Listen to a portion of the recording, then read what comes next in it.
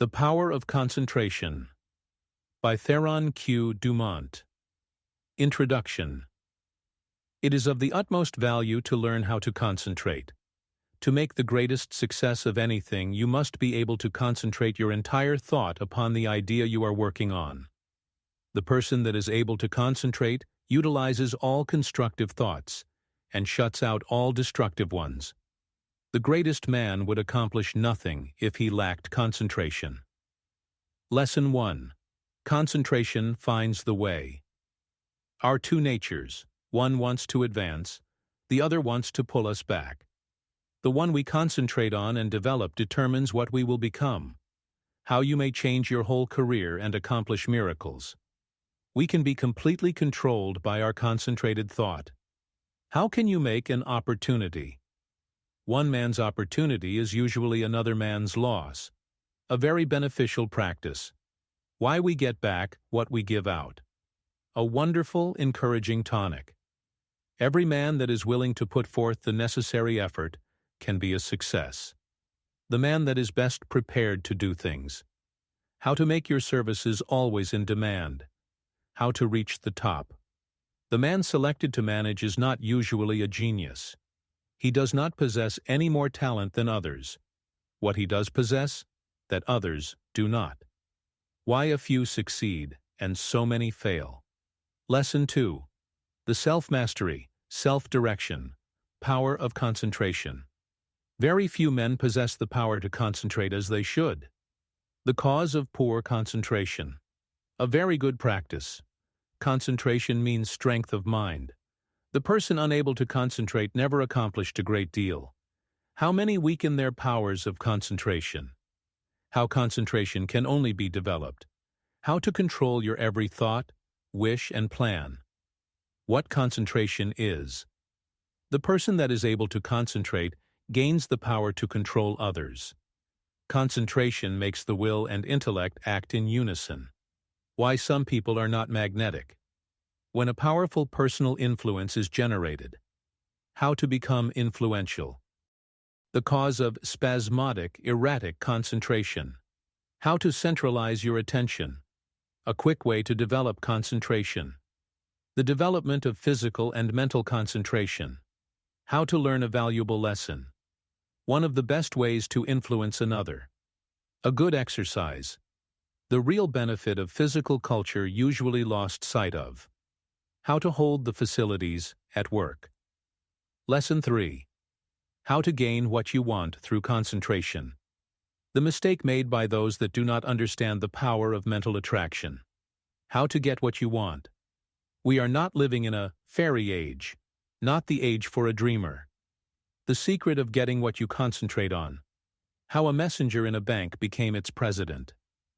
Power to him who power exerts. Lesson 4.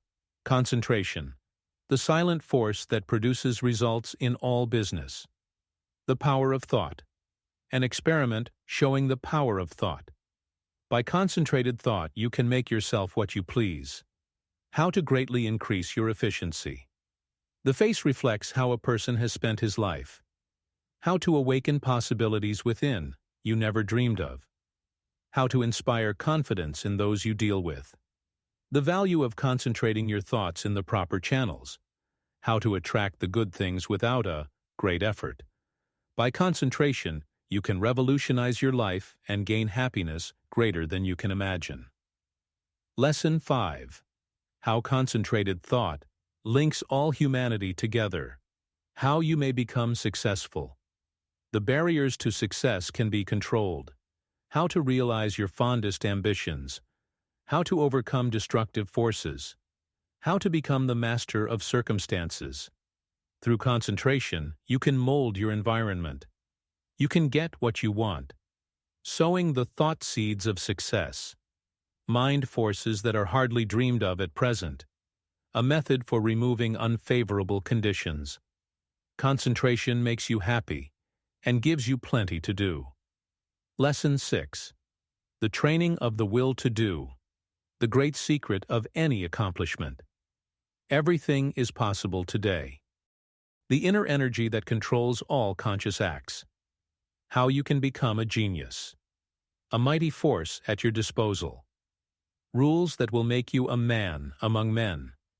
The spirit that wins. Concentration develops determination and perseverance. Some special instructions. What willpower is. You have as strong a will as anyone. You determine your own fate. The importance of learning to use your will. Lesson 7. The concentrated mental demand. The attitude of the mind affects the expression of the face. The wonderful power of the concentrated mental demand. How to desire something and exclude all distracting thoughts. The silent force of wonderful power within all of us. How to make plans work out. The mightiest power in the world is free for you to use. The motive power which supplies the energies necessary for achievement. Lesson 8. Concentration. Gives mental poise. The man that can concentrate is well poised. What you must do to be successful today. Concentration that is dangerous. How to make those you come in contact with feel as you do. The man that becomes a power in the world. You can control your life and actions. Successful lives are the concentrated lives. Why people do not get what they concentrate on. Lesson 9. Concentration can overcome bad habits. Habit is but a powerful enemy and wonderful ally of concentration. Most people are controlled through the power of habit. Most people are imitators and copiers of their past selves. All physical impressions are the carrying out of the actions of the will and intellect. How everyone could be made happier and successful. Some wonderful maxims. Habit, the deepest law of human nature. How to overcome undesirable habits. Some special instructions by Dr. Oppenheim. Lesson 10. Business results. Gained through concentration. A successful business not the result of chance. Failure not caused by luck. The intense desire that is necessary to make a business a success. Those that achieve permanent success deserve it. The man that is able to skillfully manage his business. How to realize your ambition. The successful business attitude. Your opinion should be as good as anyone else. How many ruin their judgment. The man that gets the best results. A successful business not hard to build up. May be built up in a few years now, whereas formerly it took a lifetime. How to do more and better work. How to attract the ideas thought out by others. Many attract forces and influences that they should not. Broaden the visions of those you come in contact with. Lesson 11. Concentrate on courage. Lack of courage creates financial, as well as mental and moral difficulties. The man without courage attracts all that is contemptible, weakening, demoralizing, and destructive. It is just as easy to be courageous as cowardly. Courage concentrates the mental forces on the task at hand. Cowardice dissipates both mental and moral forces. How to banish doubts. No one knows what they can do until they try. Once you understand the law, everything is possible. How to build up courage to do as you wish. Difficulties soon melt away before the courageous. Lesson 12. Concentrate on wealth. No one was intended to be poor. Through wealth we can uplift ourselves and humanity. Uncongenial and unpleasant conditions are not conducive to proper thought. First step toward acquiring wealth. Most men of all ages have been comparatively rich. Wealth not altogether the result of being industrious. No one can become wealthy from his earnings. Why some have to be taught such painful lessons? How many attract poverty instead of riches? Why it is necessary to give a fair exchange for what we receive. How to make your society not only agreeable to others, but sought after. Lesson 13. You can concentrate, but will you? All have the ability to concentrate. More ability not used than is used. Sometimes only a trifle keeps one from becoming a success. The fault is all your own. How to discover the cause if you are not making good. Make conditions favorable and do not expect them to shape themselves. Stumbling blocks but stepping stones. Hard passages can be bridged if you just concentrate on them. Why more people do not succeed. Don't be afraid of a rebuff.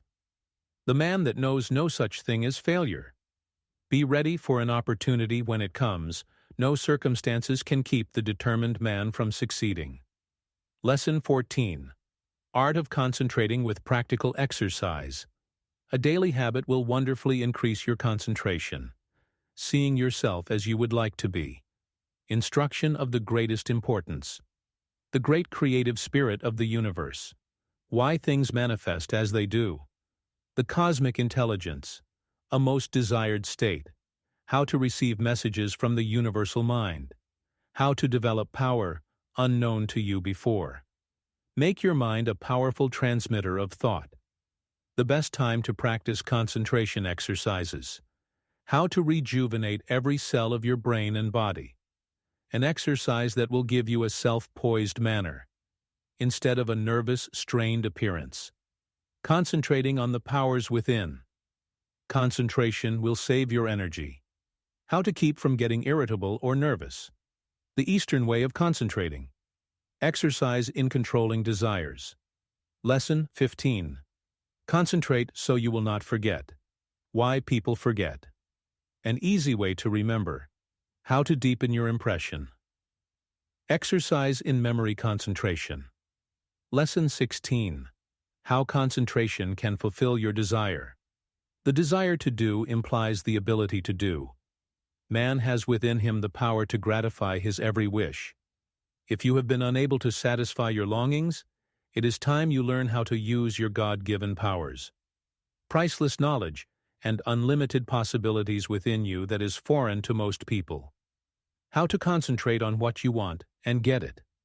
The miraculous help we apparently receive at times. How one man started a business on 13 cents and in 6 years built up a business that pays him $6,000 a year. When you put forth the necessary concentrated effort, you will receive great help from unknown sources. Lesson 17. Ideals develop by concentration. Your happiness and success depends upon your ideals. A valuable lesson. Through concentration we can work out our ideals. In physical life, what a different world this would be if we would build the right kind of ideals. Every time you change your ideal, you think differently. Life is one continuous unfoldment. You can be happy every step of its way, or miserable as you please. How our grandest thoughts come to us. Lesson 18. Mental control through creation. An inventor's vision. Why it is easy to project your thoughts to another. How your mental powers can draw to you forces of a helpful nature. The big businessman must possess mental power of control. How to make a friend or relative succeed. How to generate enthusiasm and the spirit of success. Your environment is either helpful or harmful. Mental starvation. How to instill your thoughts and ideas into others. Influence that must be shaken off before you can advance. Our attitude has more to do with success than you realize. Lesson 19. A concentrated will development. A most effective and practical method of developing the will. Practical exercises. Will training without exercises. Willpower can overcome big obstacles. The will to win. Man an unknown quality until his powers are developed. Ability plentiful, but organizing, initiative and creative power not so plentiful. The driving force within. Lesson 20. Concentration reviewed. Those unable to concentrate will generally suffer from poverty and unhappiness. The best instructor will only help you to the extent you put it into practice. Gaining the mastery of your work, life powers and forces. Concentrate the dominant quality that makes men successful. Everyone can learn to concentrate better. An experiment to try. Final instructions. Introductory. We all know that in order to accomplish a certain thing we must concentrate. It is of the utmost value to learn how to concentrate. To make a success of anything you must be able to concentrate your entire thought upon the idea you are working out. Do not become discouraged if you are unable to hold your thought on the subject very long at first. There are very few that can. It seems a peculiar fact that it is easier to concentrate on something that is not good for us than on something that is beneficial. This tendency is overcome when we learn to concentrate consciously. If you will just practice a few concentration exercises each day, you will find you will soon develop this wonderful power. Success is assured when you are able to concentrate, for you are then able to utilize for your good all constructive thoughts and shut out all the destructive ones. It is of the greatest value to be able to think only that which will be beneficial. Did you ever stop to think what an important part your thoughts, concentrated thoughts, play in your life? This book shows their far-reaching and all-abiding effects. These lessons you will find very practical. The exercises I have thoroughly tested. They are arranged so that you will notice an improvement from the very start, and this will give you encouragement. They point out ways in which you can help yourself. Man is a wonderful creature, but he must be trained and developed to be useful. A great work can be accomplished by every man if he can be awakened to do his very best. But the greatest man would not accomplish much if he lacked concentration and effort. Dwarfs can often do the work of giants when they are transformed by the almost magic power of great mental concentration. But giants will only do the work of dwarfs when they lack this power. We accomplish more by concentration than by fitness. The man that is apparently best suited for a place does not always fill it best. It is the man that concentrates on its every possibility that makes an art of both his work and his life. All your real advancement must come from your individual effort. This course of lessons will stimulate and inspire you to achieve success. It will bring you into perfect harmony with the laws of success. It will give you a firmer hold on your duties and responsibilities. The methods of thought concentration given in this work, if put into practice, will open up interior avenues that will connect you with the everlasting laws of being and their exhaustless foundation of unchangeable truth. As most people are very different, it is impossible to give instructions that will be of the same value to all. The author has endeavored in these lessons to awaken that within the soul, which perhaps the book does not express. So study these lessons as a means of awakening and training that which is within yourself. Let all your acts and thoughts have the intensity and power of concentration. To really get the full benefit of these lessons, you should read a page, then close the book, and thoughtfully recall its ideas. If you will do this, you will soon cultivate a concentrated mental habit, which will enable you to read with ordinary rapidity and remember all that you read. Lesson 1. Concentration finds the way. Everyone has two natures. One wants us to advance, and the other wants to pull us back. The one that we cultivate and concentrate on decides what we are at the end. Both natures are trying to gain control. The will alone decides the issue. A man by one supreme effort of the will may change his whole career and almost accomplish miracles. You may be that man. You can be if you will to be, for will can find a way or make one. I could easily fill a book of cases where men plodding along in a matter-of-fact way were all at once aroused, and as if awakening from a slumber, they developed the possibilities within them, and from that time on were different persons. You alone can decide when the turning point will come. It is a matter of choice whether we allow our diviner self to control us or whether we will be controlled by the brute within us. No man has to do anything he does not want to do. He is therefore the director of his life if he wills to be. What we are to do is the result of our training. We are like putty and can be completely controlled by our willpower. Habit is a matter of acquirement. You hear people say, "He comes by this or that naturally, a chip off the old block," meaning that he is only doing what his parents did. This is quite often the case, but there is no reason for it, for a person can break a habit just the moment he masters the "I will." A man may have been a good-for-nothing all his life up to this very minute, but from this time on he begins to amount to something. Even old men have suddenly changed and accomplished wonders. "I lost my opportunity," says one. That may be true, but by sheer force of will, we can find a way to bring us another opportunity. There is no truth in the saying that opportunity knocks at our door but once in a lifetime. The fact is, opportunity never seeks us. We must seek it. What usually turns out to be one man's opportunity was another man's loss. In this day, one man's brain is matched against another's. It is often the quickness of brain action that determines the result. One man thinks, "I will do it," but while he procrastinates, the other goes ahead and does the work. They both have the same opportunity. The one will complain of his lost chance, but it should teach him a lesson, and it will, if he is seeking the path that leads to success. Many persons read good books, but say they do not get much good out of them. They do not realize that all any book or any lesson course can do is to awaken them to their possibilities, to stimulate them to use their willpower. You may teach a person from now until doomsday, but that person will only know what he learns himself.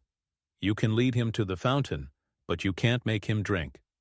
One of the most beneficial practices I know of is that of looking for the good in everyone and everything, for there is good in all things. We encourage a person by seeing his good qualities, and we also help ourselves by looking for them. We gain their good wishes, a most valuable asset sometimes. We get back what we give out. The time comes when most all of us need encouragement, need buoying up. So form the habit of encouraging others, and you will find it a wonderful tonic for both those encouraged and yourself, for you will get back encouraging and uplifting thoughts. Life furnishes us the opportunity to improve, but whether we do it or not depends upon how near we live up to what is expected of us. The first of each month, a person should sit down and examine the progress he has made. If he has not come up to expectations, he should discover the reason, and by extra exertion measure up to what is demanded next time. Every time that we fall behind what we plan to do, we lose just so much, for that time is gone forever. We may find a reason for doing it, but most excuses are poor substitutes for action. Most things are possible. Ours may be a hard task, but the harder the task, the greater the reward. It is the difficult things that really develop us. Anything that requires only a small effort utilizes very few of our faculties and yields a scanty harvest of achievement. So do not shrink from a hard task, for to accomplish one of these will often bring us more good than a dozen lesser triumphs. I know that every man that is willing to pay the price can be a success. The price is not in money, but in effort.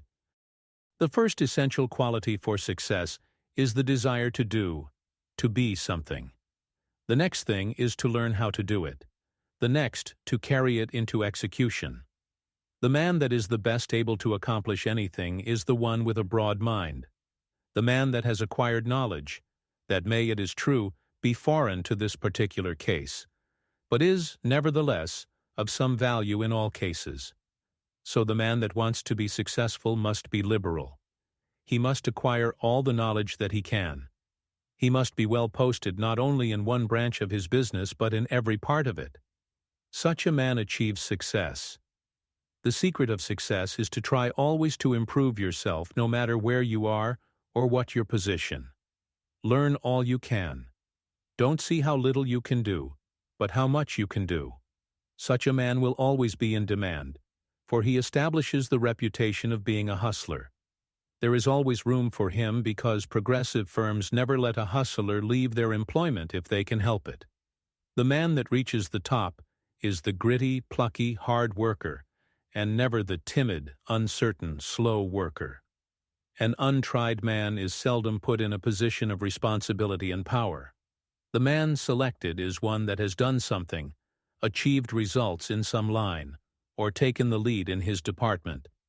He is placed there because of his reputation of putting vigor and virility into his efforts, and because he has previously shown that he has pluck and determination. The man that is chosen at the crucial time is not usually a genius. He does not possess any more talent than others, but he has learned that results can only be produced by untiring, concentrated effort. That miracles in business do not just happen. He knows that the only way they will happen is by sticking to a proposition and seeing it through. That is the only secret of why some succeed and others fail.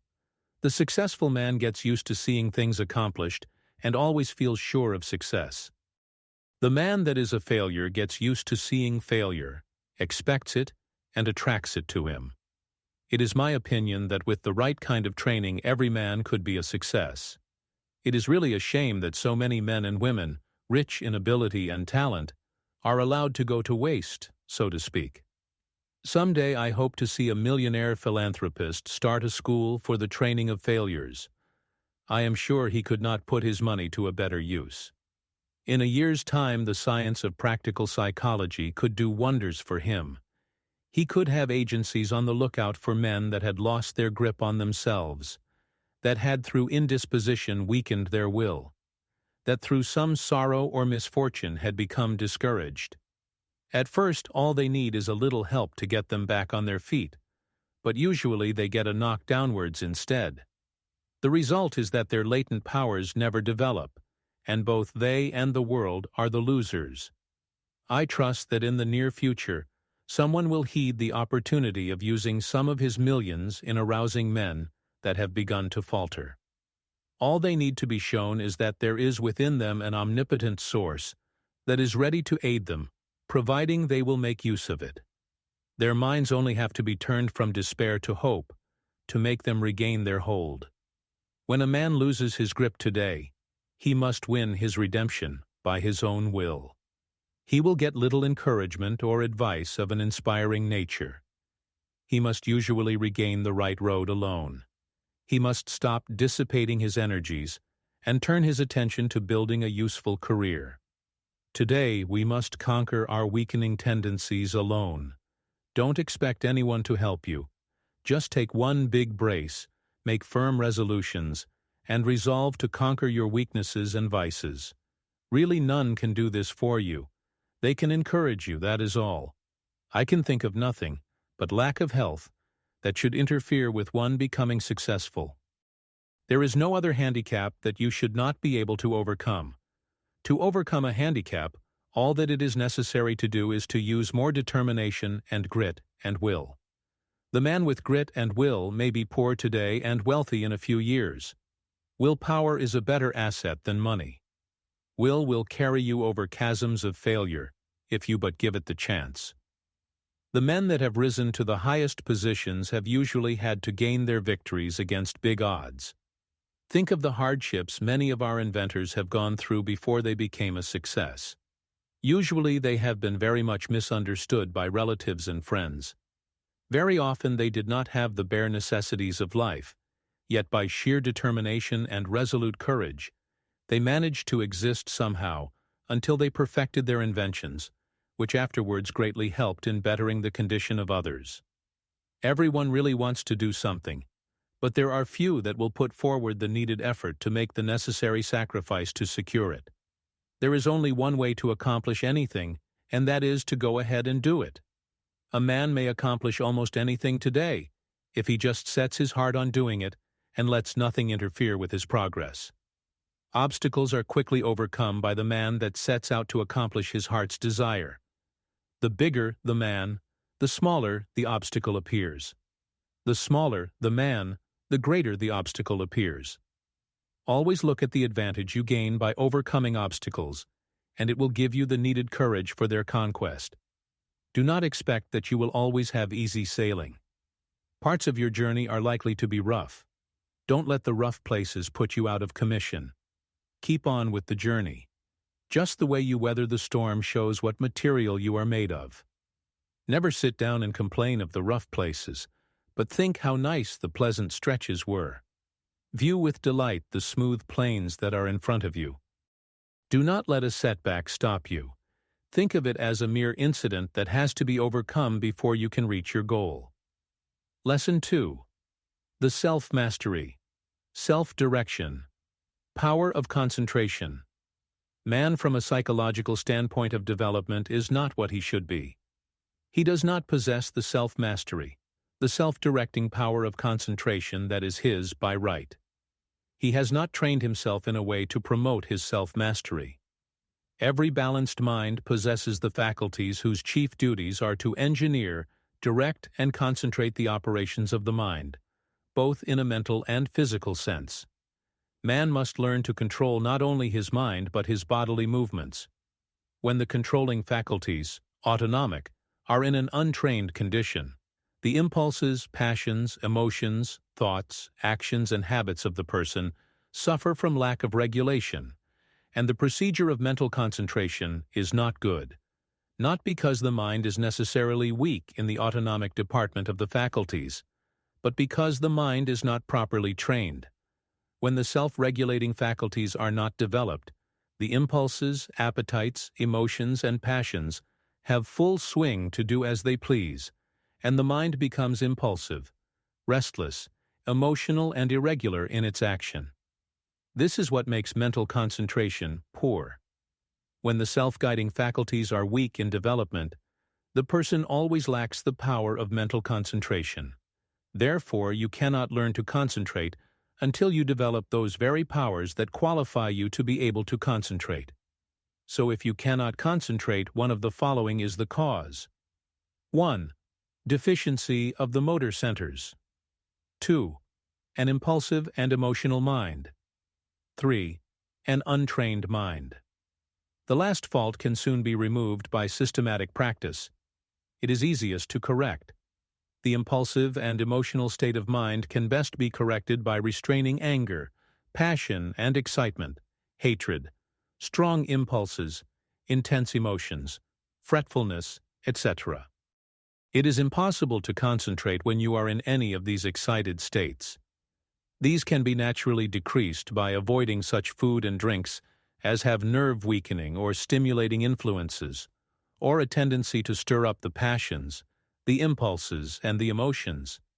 It is a very good practice to watch and associate with those persons that are steady, calm, controlled, and conservative. Correcting the deficiency of the motor centers is harder because as the person's brain is undeveloped, he lacks willpower. Many have the idea that when they get into a negative state, they are concentrating, but this is not so. They may be meditating, though not concentrating. Those that are in a negative state a good deal of the time cannot, as a rule, concentrate very well.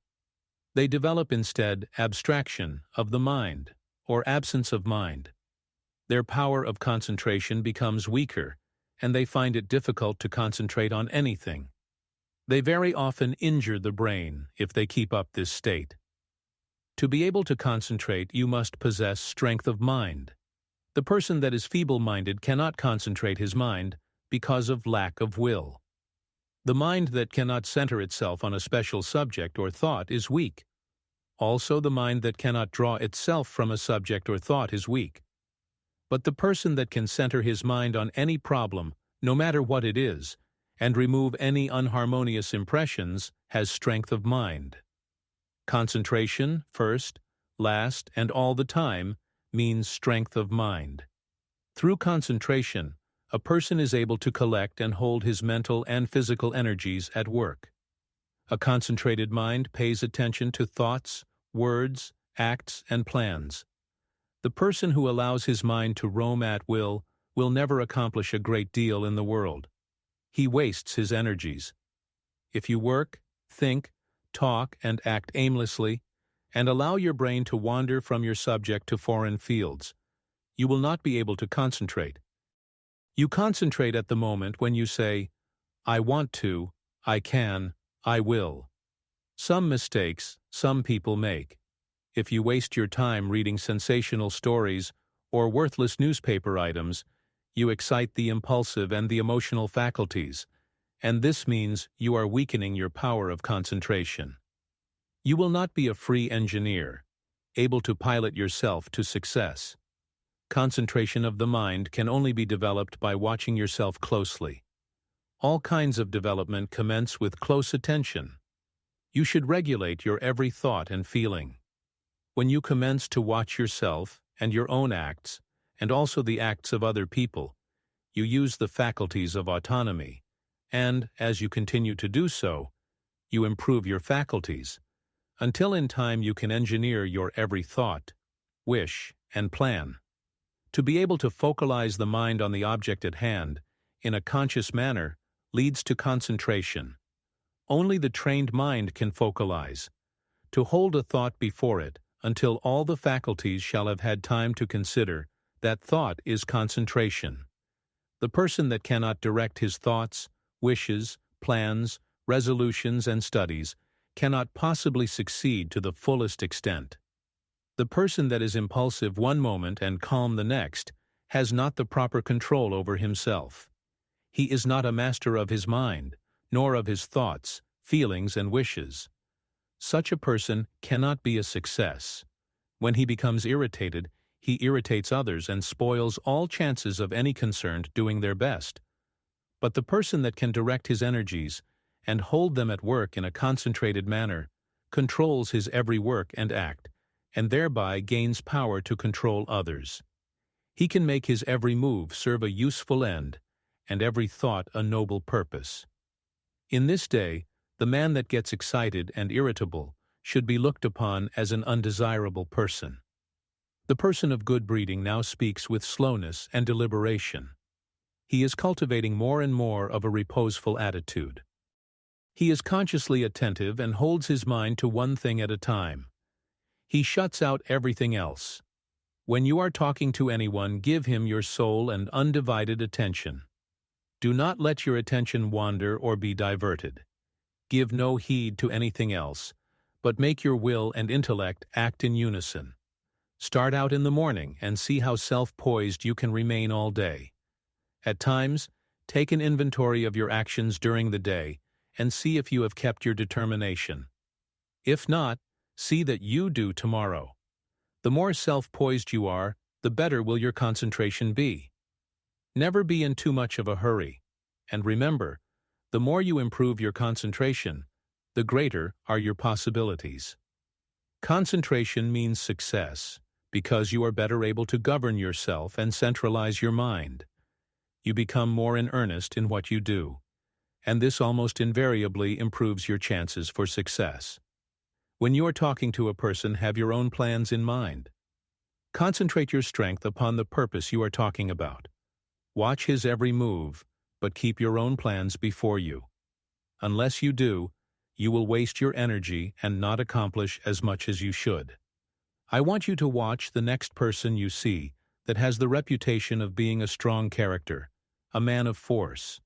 Watch and see what a perfect control he has over his body. Then, I want you to watch just an ordinary person. Notice how he moves his eyes, arms, fingers. Notice the useless expenditure of energy. These movements all break down the vital cells and lessen the person's power in vital and nerve directions. It is just as important for you to conserve your nervous forces as it is the vital forces. As an example, we see an engine going along the track very smoothly. Someone opens all the valves and the train stops. It is the same with you. If you want to use your full amount of steam, you must close your valves and direct your power of generating mental steam toward one end. Center your mind on one purpose, one plan, one transaction. There is nothing that uses up nerve force so quickly as excitement. This is why an irritable person is never magnetic. He is never admired or loved. He does not develop those finer qualities that a real gentleman possesses. Anger, sarcasm, and excitement weaken a person in this direction. The person that allows himself to get excited will become nervous in time, because he uses up his nerve forces and his vital energies.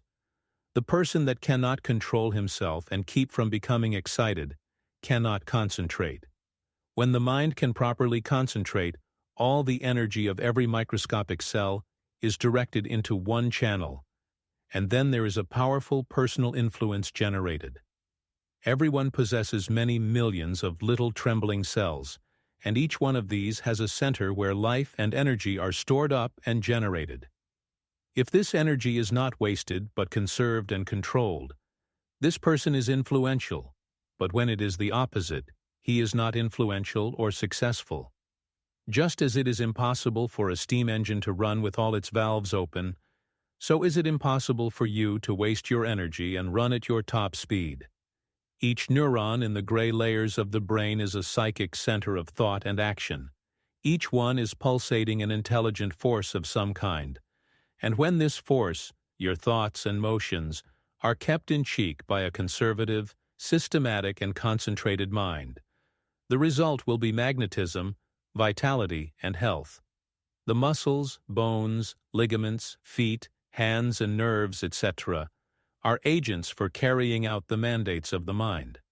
The sole purpose of the volitional faculties is to move the physical mechanism as the energy travels along the wires of nerves and muscles.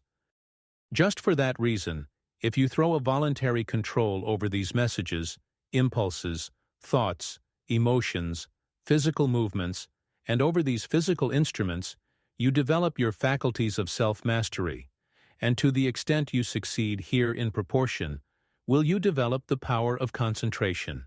Any exercise or work that excites the mind, stimulates the senses, calls the emotions and appetites into action, confuses, terrifies, or emotionalizes, weakens the power of concentration.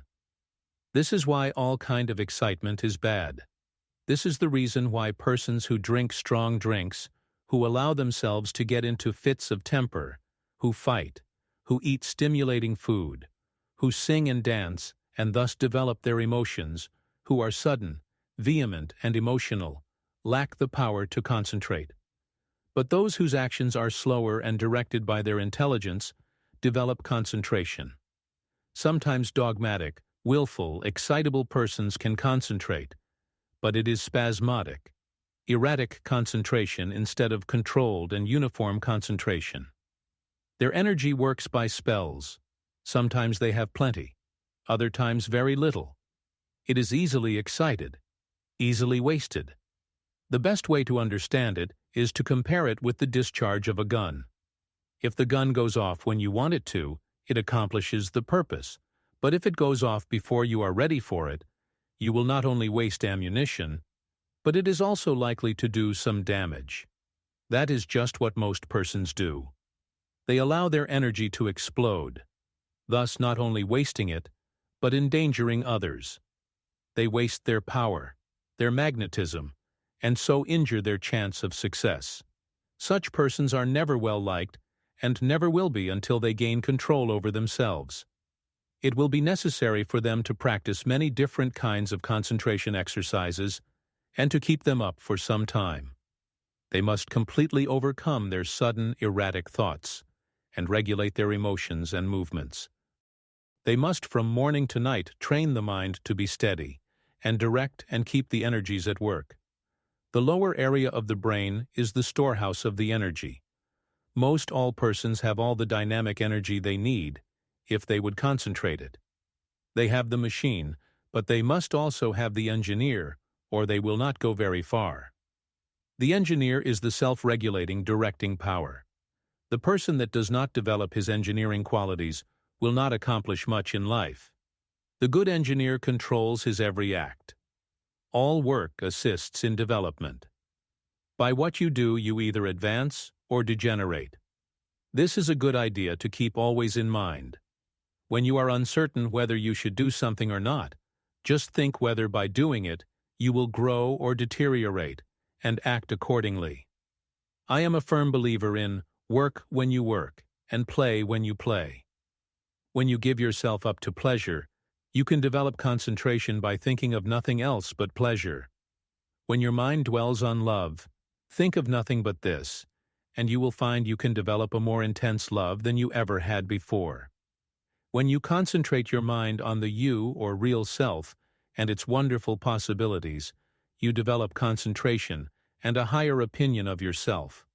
By doing this systematically, you develop much power, because you cannot be systematic without concentrating on what you are doing. When you walk out into the country and inhale the fresh air, studying vegetation, trees, etc., you are concentrating. When you see that you are at your place of business at a certain time each morning, you are developing steadiness of habit and becoming systematic. If you form the habit of being on time one morning, a little late the next, and still later the following one, you are not developing concentration. But whenever you fix your mind on a certain thought and hold your mind on it at successive intervals, you develop concentration. If you hold your mind on some chosen object, you centralize your attention, just like the lens of the camera centralizes on a certain landscape. Therefore, always hold your mind on what you are doing, no matter what it is. Keep a careful watch over yourself, for unless you do, your improvement will be very slow. Practice inhaling long, deep breaths, not simply for the improvement of health, although that is no small matter, but also for the purpose of developing more power, more love, more life. All work assists in development. You may think it foolish to try to develop concentration by taking muscular exercises, but you must not forget that the mind is associated with muscle and nerve. When you steady your nerves and muscles, you steady your mind, but let your nerves get out of order, and your mind will become erratic, and you will not possess the power of direction, which, in other words, is concentration. Therefore, you understand how important exercises that steady the nerves and muscles are in developing concentration. Everyone is continually receiving impulses that must be directed and controlled if one is to lead a successful life. That is the reason why a person must control the movements of his eyes, feet, fingers, etc. This is another reason why it is important to control his breathing. The slow, deep, prolonged exhalations are of wonderful value. They steady the circulation, the heart action, muscles and nerves of the mind. If the heart flutters, the circulation is not regular, and when the lung action is uneven, the mind becomes unsteady and not fit for concentration. This is why controlled breathing is very important as a foundation for physical health. You must not only concentrate your mind, but also the action of the eyes, ears, and fingers. Each of these contain miniature minds that are controlled by the master engineer. You will develop much quicker if you thoroughly realize this. If you have ever associated with big men or read their biographies, you will find that they usually let the others do the talking. It is much easier to talk than it is to listen. There is no better exercise for concentration than to pay close attention when someone is talking. Besides learning from what they have to say, you may develop both mental and physical concentration. When you shake hands with someone, just think of your hand as containing hundreds of individual minds, each having an intelligence of its own. When you put this feeling into your hand, shake it shows personality. When you shake hands in a listless way, it denotes timidity, lack of force, and power of personality. When the hand grip is very weak and stiff, the person has little love in his nature, no passion, and no magnetism. When the handshake is just the opposite, you will find that the nature is also. The loveless person is non-magnetic, and he shows that he is by his non-magnetic handshake. When two developed souls shake hands, their clasps are never light. There is a thrill that goes through both when the two currents meet. Love arouses the opposite currents of the positive and negative natures. When there is no love, life loses its charm. The hand quickly shows when love is being aroused.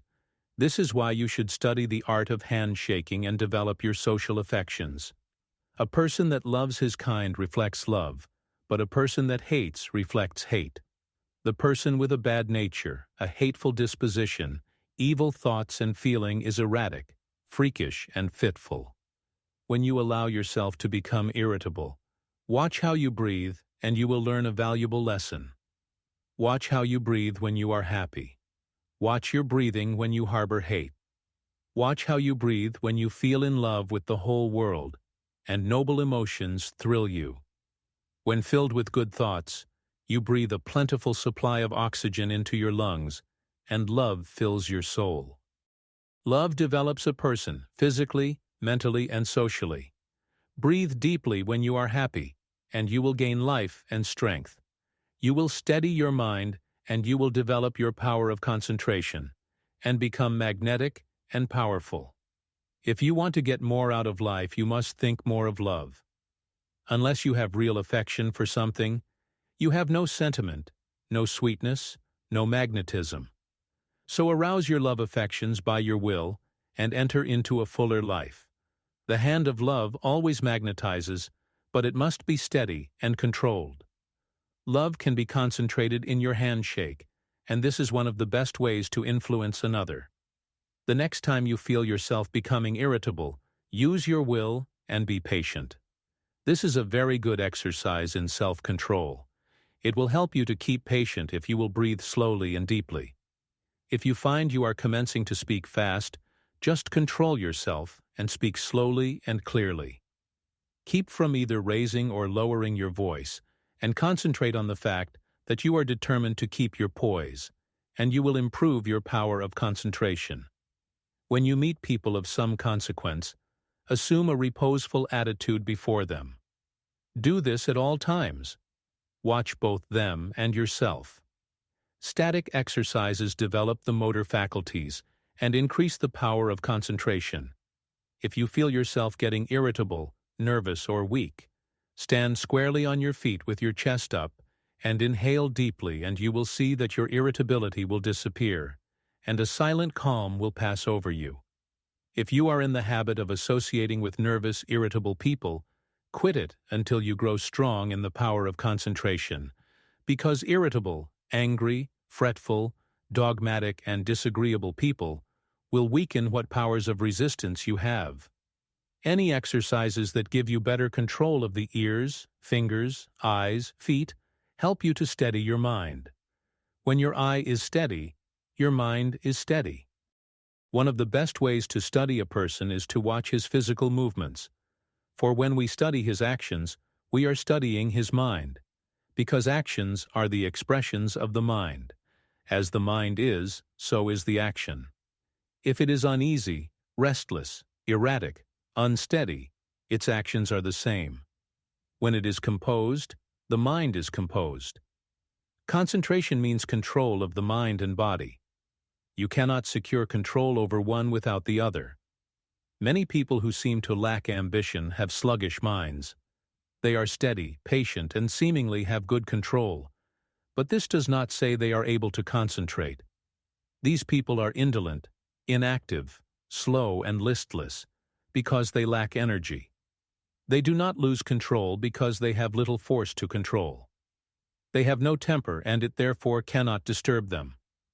Their actions are steady because they possess little energy. The natural person is internally strong, energetic, and forceful, but his energy, force, and strength, thoughts, and physical movements are well under his control. If a person does not have energy, both mental and physical, he must develop it. If he has energy which he cannot direct and hold to a point, he must learn to do so. A man may be very capable, but, unless he wills to control his abilities, they will not do him any good. We hear so much talk about the benefit of physical culture, but the real benefit of this is really lost sight of. There is nothing that holds the faculties at work in a sustained and continuous manner as static exercises do. For, as stated before, when you learn to control the body, you are gaining control over the mind. Lesson 3. How to gain what you want through concentration. The ignorant person may say, "How can you get anything by merely wanting it?" I say that through concentration you can get anything you want. Every desire can be gratified. But whether it is will depend upon you concentrating to have that desire fulfilled. Merely wishing for something will not bring it. Wishing you had something shows a weakness and not a belief that you will really get it. So never merely wish, as we are not living in a fairy age. You use up just as much brain force in vain imaginings as you do when you think of something worthwhile. Be careful of your desires. Make a mental picture of what you want, and set your will to this until it materializes. Never allow yourself to drift without helm or rudder. Know what you want to do, and strive with all your might to do it, and you will succeed. Feel that you can accomplish anything you undertake. Many undertake to do things, but feel when they start they are going to fail, and usually they do. I will give an illustration. A man goes to a store for an article. The clerk says, I am sorry, we have not it. But the man that is determined to get that thing inquires if he doesn't know where he can get it. Again receiving an unsatisfactory answer, the determined buyer consults the manager, and finally he finds where the article can be bought. That is the whole secret of concentrating on getting what you want. And remember, your soul is a center of all power, and you can accomplish what you will too. I'll find a way or make one is the spirit that wins. I know a man that is now head of a large bank. He started there as a messenger boy. His father had a button made for him with a P on it and put it on his coat. He said, "Son, that P is a reminder that someday you are to be the president of your bank. I want you to keep this thought in your mind. Every day do something that will put you nearer your goal." Each night after supper he would say, "Son, what did you do today?" In this way the thought was always kept in mind. He concentrated on becoming president of that bank, and he did. His father told him never to tell anyone what that P stood for. A good deal of fun was made of it by his associates, and they tried to find out what it stood for, but they never did until he was made president, and then he told the secret. Don't waste your mental powers in wishes. Don't dissipate your energies by trying to satisfy every whim. Concentrate on doing something really worthwhile. The man that sticks to something is not the man that fails. Power to him who power exerts. Emerson. Success today depends largely on concentrating on the interior law of force. For when you do this, you awaken those thought powers or forces which, when used in business, ensures permanent results. Until you are able to do this, you have not reached your limit in the use of your forces. This great universe is interwoven with myriads of forces. You make your own place, and whether it is important depends upon you. Through the indestructible and unconquerable law, you can in time accomplish all right things, and therefore do not be afraid to undertake whatever you really desire to accomplish and are willing to pay for in effort. Anything that is right is possible. That which is necessary will inevitably take place. If something is right, it is your duty to do it, though the whole world thinks it to be wrong. God and one are always a majority, or in plain words, that omnipotent interior law which is God, and the organism that represents you, is able to conquer the whole world if your cause is absolutely just. Don't say, "I wish I was a great man." You can do anything that is proper and you want to do. Just say, "You can, you will, you must." Just realize this, and the rest is easy. You have the latent faculties and forces to subdue anything that tries to interfere with your plans. Let the troubles and responsibilities of life come thick and fast. I am ready for them. My soul is unconquerable. I represent the infinite law of force, or of all power. This God within is my all-sufficient strength and ever-present help in time of trouble. The more difficulties, the greater its triumphs through me. The harder my trials, the faster I go in the development of my inherent strength. Let all else fail me. This interior reliance is all-sufficient. The right must prevail. I demand wisdom and power to know and follow the right. My higher self is all-wise. I now draw nearer to it.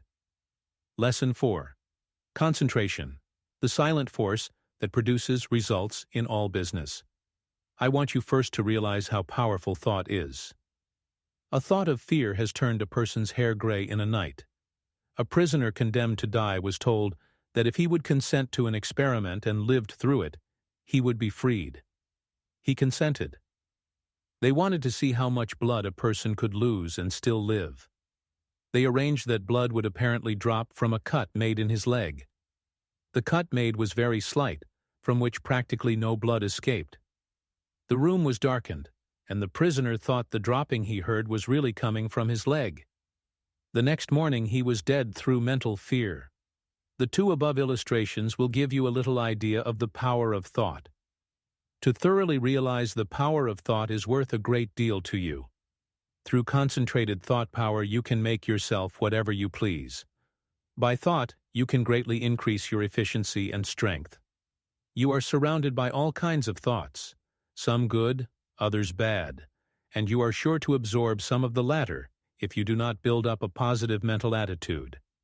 If you will study the needless moods of anxiety, worry, despondency, discouragement, and others that are the result of uncontrolled thoughts, you will realize how important the control of your thoughts are.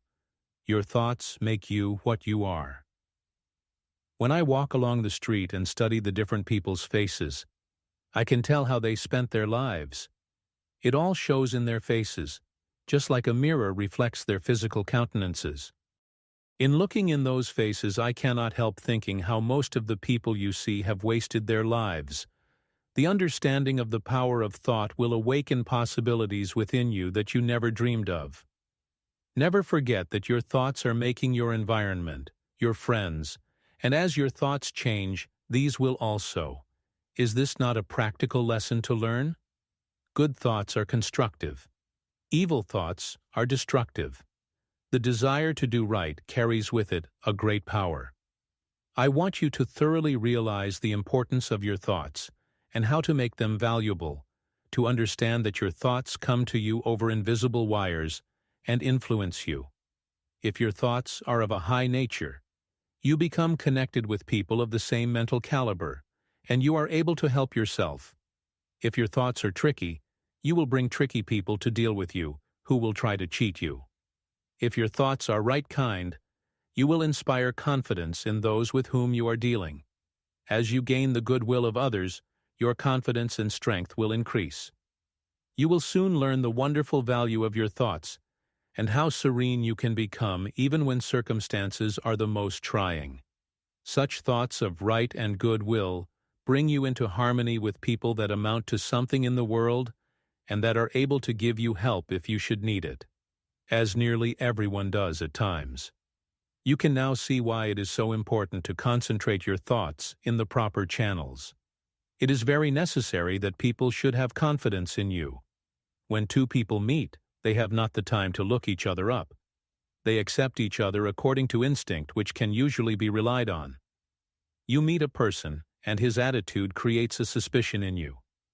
The chances are you cannot tell why, but something tells you, have no dealings with him, for if you do, you will be sorry. Thoughts produce actions. Therefore, be careful of your thoughts. Your life will be molded by the thoughts you have. A spiritual power is always available to your thought, and when you are worthy, you can attract all the good things without a great effort on your part. The sun's rays shine down on our gardens, but we can plant trees that will interfere with the sunlight. There are invisible forces ready to help you if you do not think and act to intercept these. These forces work silently. You reap what you sow. You have concentrated within powers that, if developed, will bring you happiness greater than you can even imagine. Most people go rushing through life, literally driving away the very things they seek. By concentration, you can revolutionize your life, accomplish infinitely more, and without a great effort. Look within yourself, and you will find the greatest machine ever made. How to speak wisely.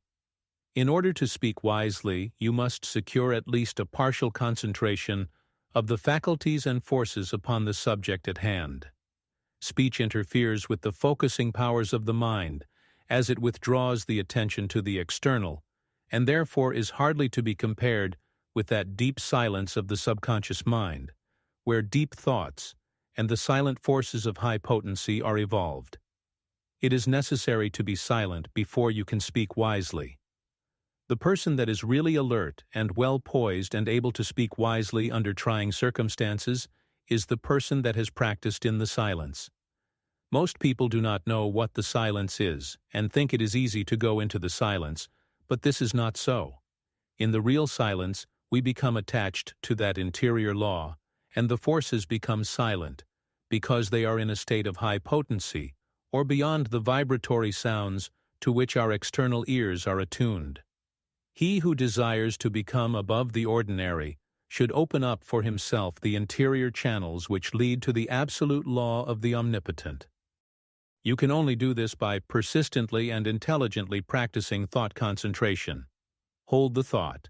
In silence, I will allow my higher self to have complete control.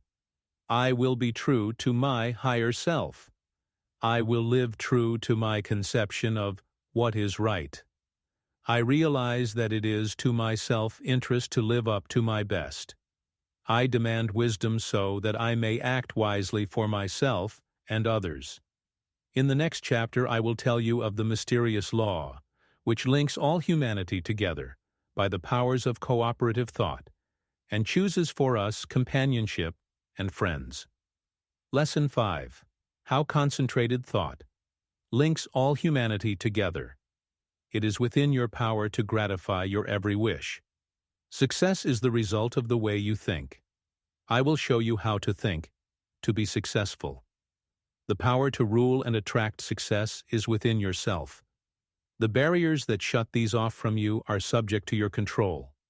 You have unlimited power to think, and this is the link that connects you with your omniscient source. Success is the result of certain moods of mind or ways of thinking. These moods can be controlled by you and produced at will. You have been evolved to what you are from a lowly atom because you possessed the power to think. This power will never leave you, but will keep urging you on until you reach perfection. As you evolve, you create new desires, and these can be gratified. The power to rule lies within you. The barriers that keep you from ruling are also within you. These are the barriers of ignorance. Concentrated thought will accomplish seemingly impossible results and make you realize your fondest ambitions. At the same time that you break down barriers of limitation, new ambitions will be awakened. You begin to experience conscious thought constructions. If you will just realize that through deep concentration, you become linked with thoughts of omnipotence, you will kill out entirely your belief in your limitations and at the same time will drive away all fear and other negative and destructive thought forces which constantly work against you. In the place of these, you will build up a strong assurance that your every venture will be successful. When you learn thus how to concentrate and reinforce your thought, you control your mental creations. They in turn help to mold your physical environment, and you become the master of circumstances and the ruler of your kingdom. It is just as easy to surround your life with what you want as it is with what you don't want. It is a question to be decided by your will. There are no walls to prevent you from getting what you want, providing you want what is right. If you choose something that is not right, you are in opposition to the omnipotent plans of the universe and deserve to fail.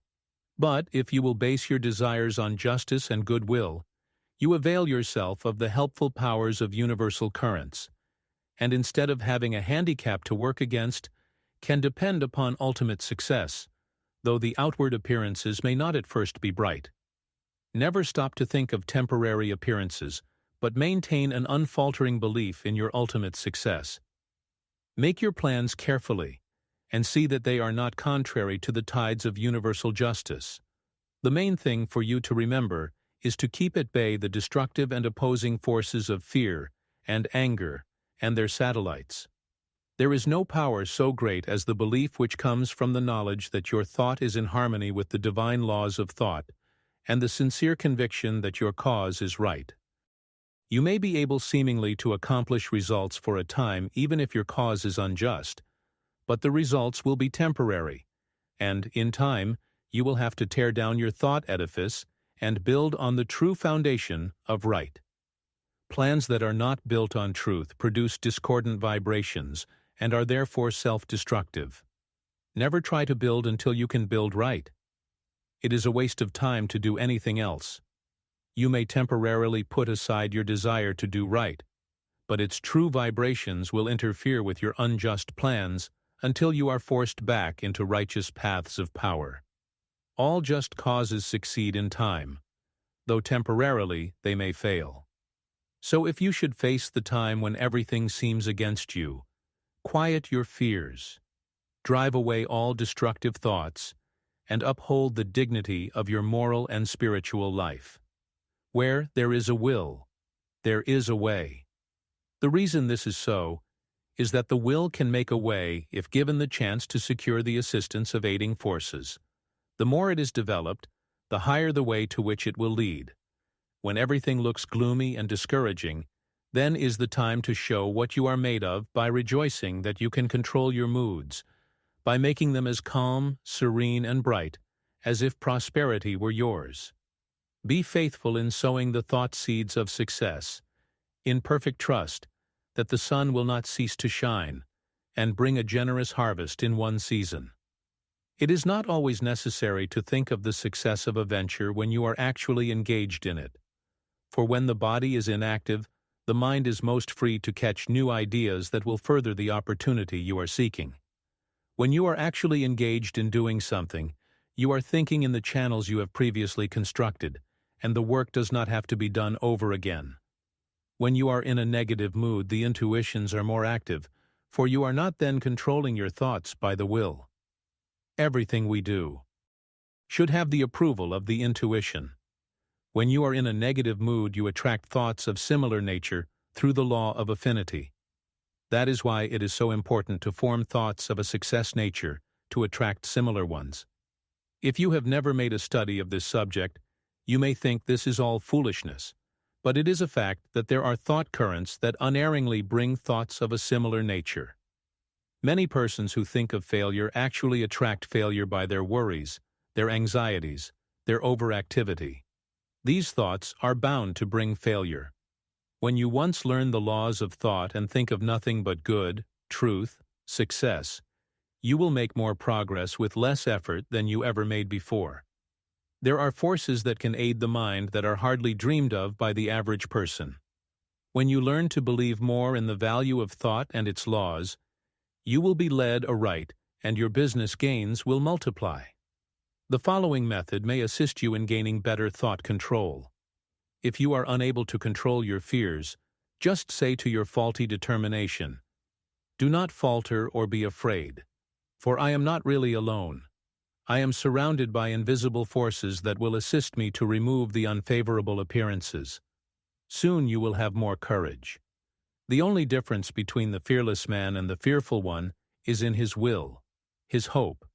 So if you lack success, believe in it, hope for it, claim it.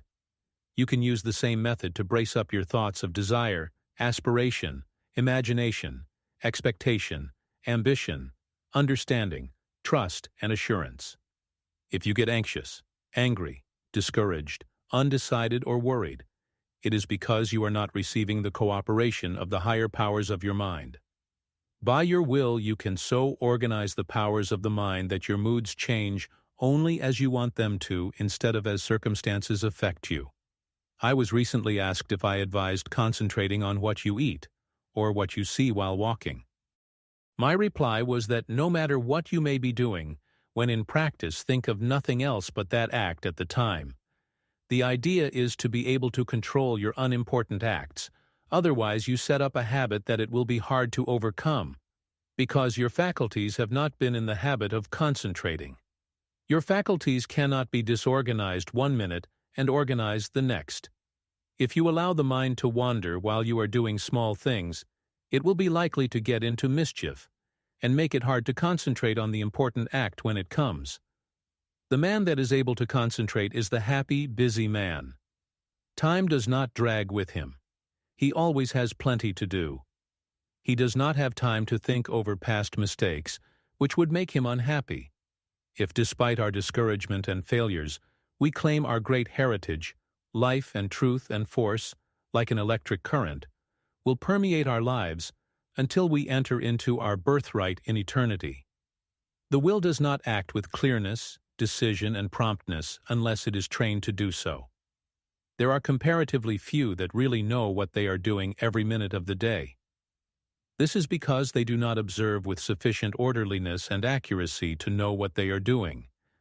It is not difficult to know what you are doing all the time if you will just practice concentration and with a reposeful deliberation, and train yourself to think clearly, promptly, and decisively. If you allow yourself to worry or hurry in what you are doing, this will not be clearly photographed upon the sensitized plate of the subjective mind, and you therefore will not be really conscious of your actions. So practice accuracy and concentration of thought, and also absolute truthfulness, and you will soon be able to concentrate. Lesson 6. The training of the will to do.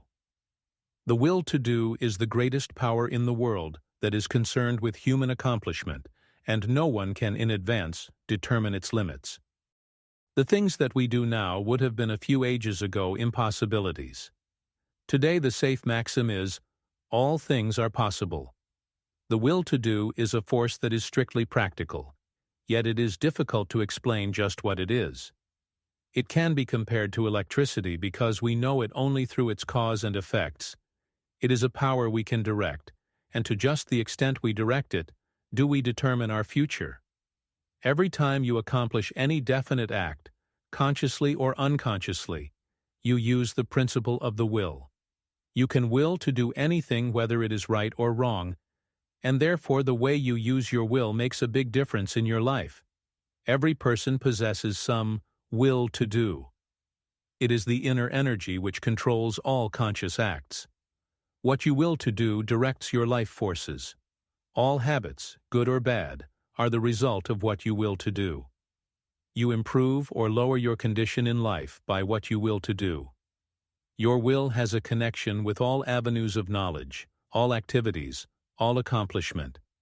You probably know of cases where people have shown wonderful strength under some excitement, similar to the following. The house of a farmer's wife caught on fire. No one was around to help her move anything. She was a frail woman and ordinarily was considered weak. On this occasion she removed things from the house that it later took 3 men to handle. It was the will to do that she used to accomplish her task.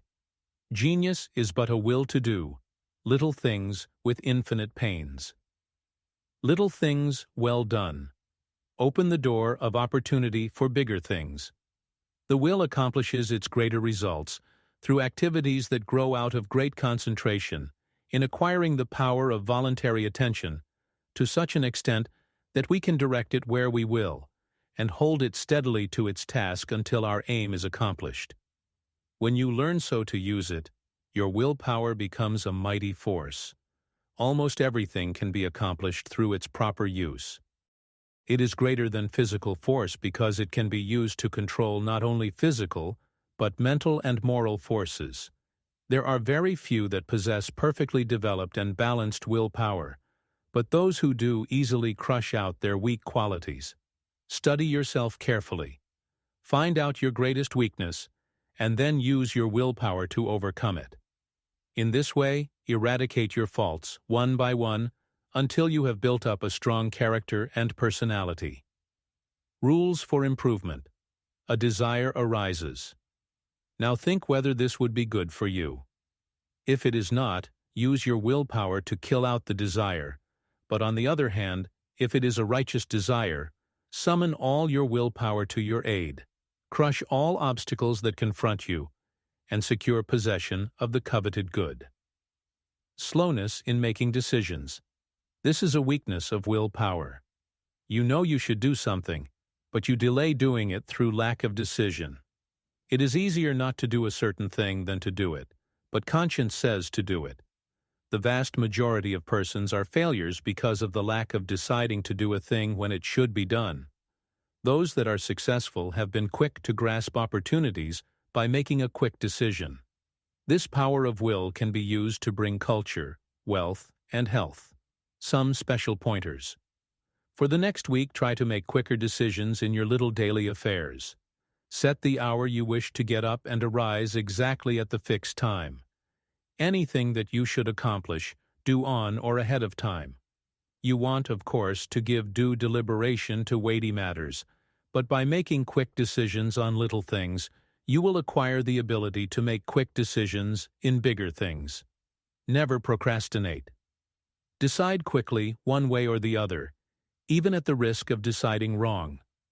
Practice this for a week or two and notice your improvement. The lack of initiative. This too keeps many men from succeeding. They have fallen into the way of imitating others in all that they do. Very often we hear the expression, "He seems clever enough, but he lacks initiative." Life for them is one continuous grind. Day after day they go through the same monotonous round of duties, while those that are getting along are using their initiative to get greater fullness of life. There is nothing so responsible for poverty as this lack of initiative, this power to think and do for ourselves. You are as good as anyone. You have willpower, and if you use it, you will get your share of the luxuries of life. So use it to claim your own. Don't depend on anyone else to help you. We have to fight our own battles. All the world loves a fighter, while the coward is despised by all. Every person's problems are different, so I can only say, analyze your opportunities and conditions and study your natural abilities. Form plans for improvement, and then put them into operation. Now, as I said before, don't just say, "I am going to do so and so," but carry your plan into execution.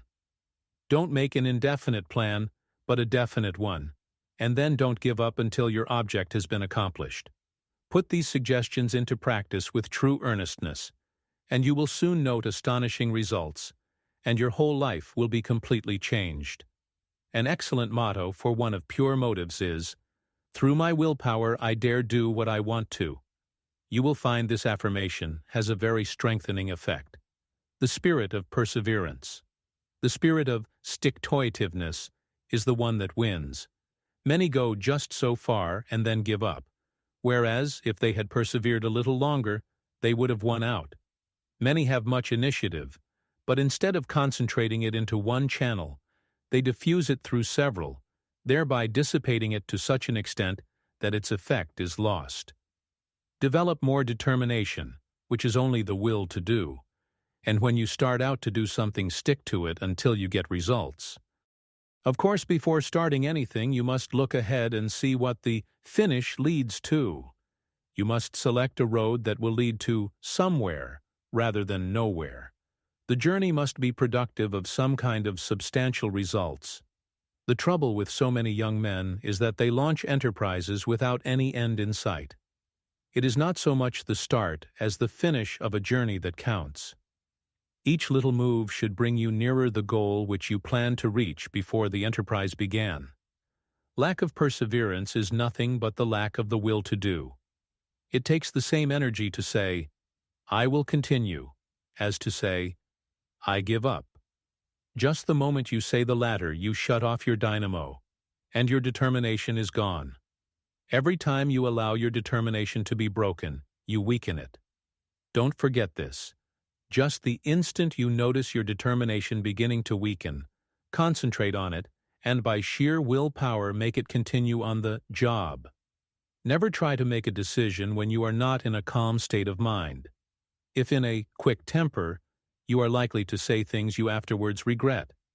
In anger, you follow impulse rather than reason.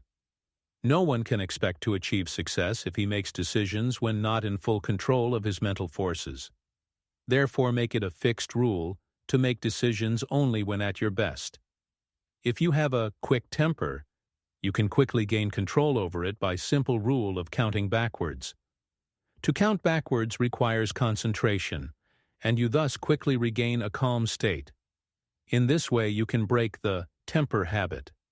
It will do you a lot of good to think over what you said and thought the last time you were angry. Persevere until you see yourself as others see you.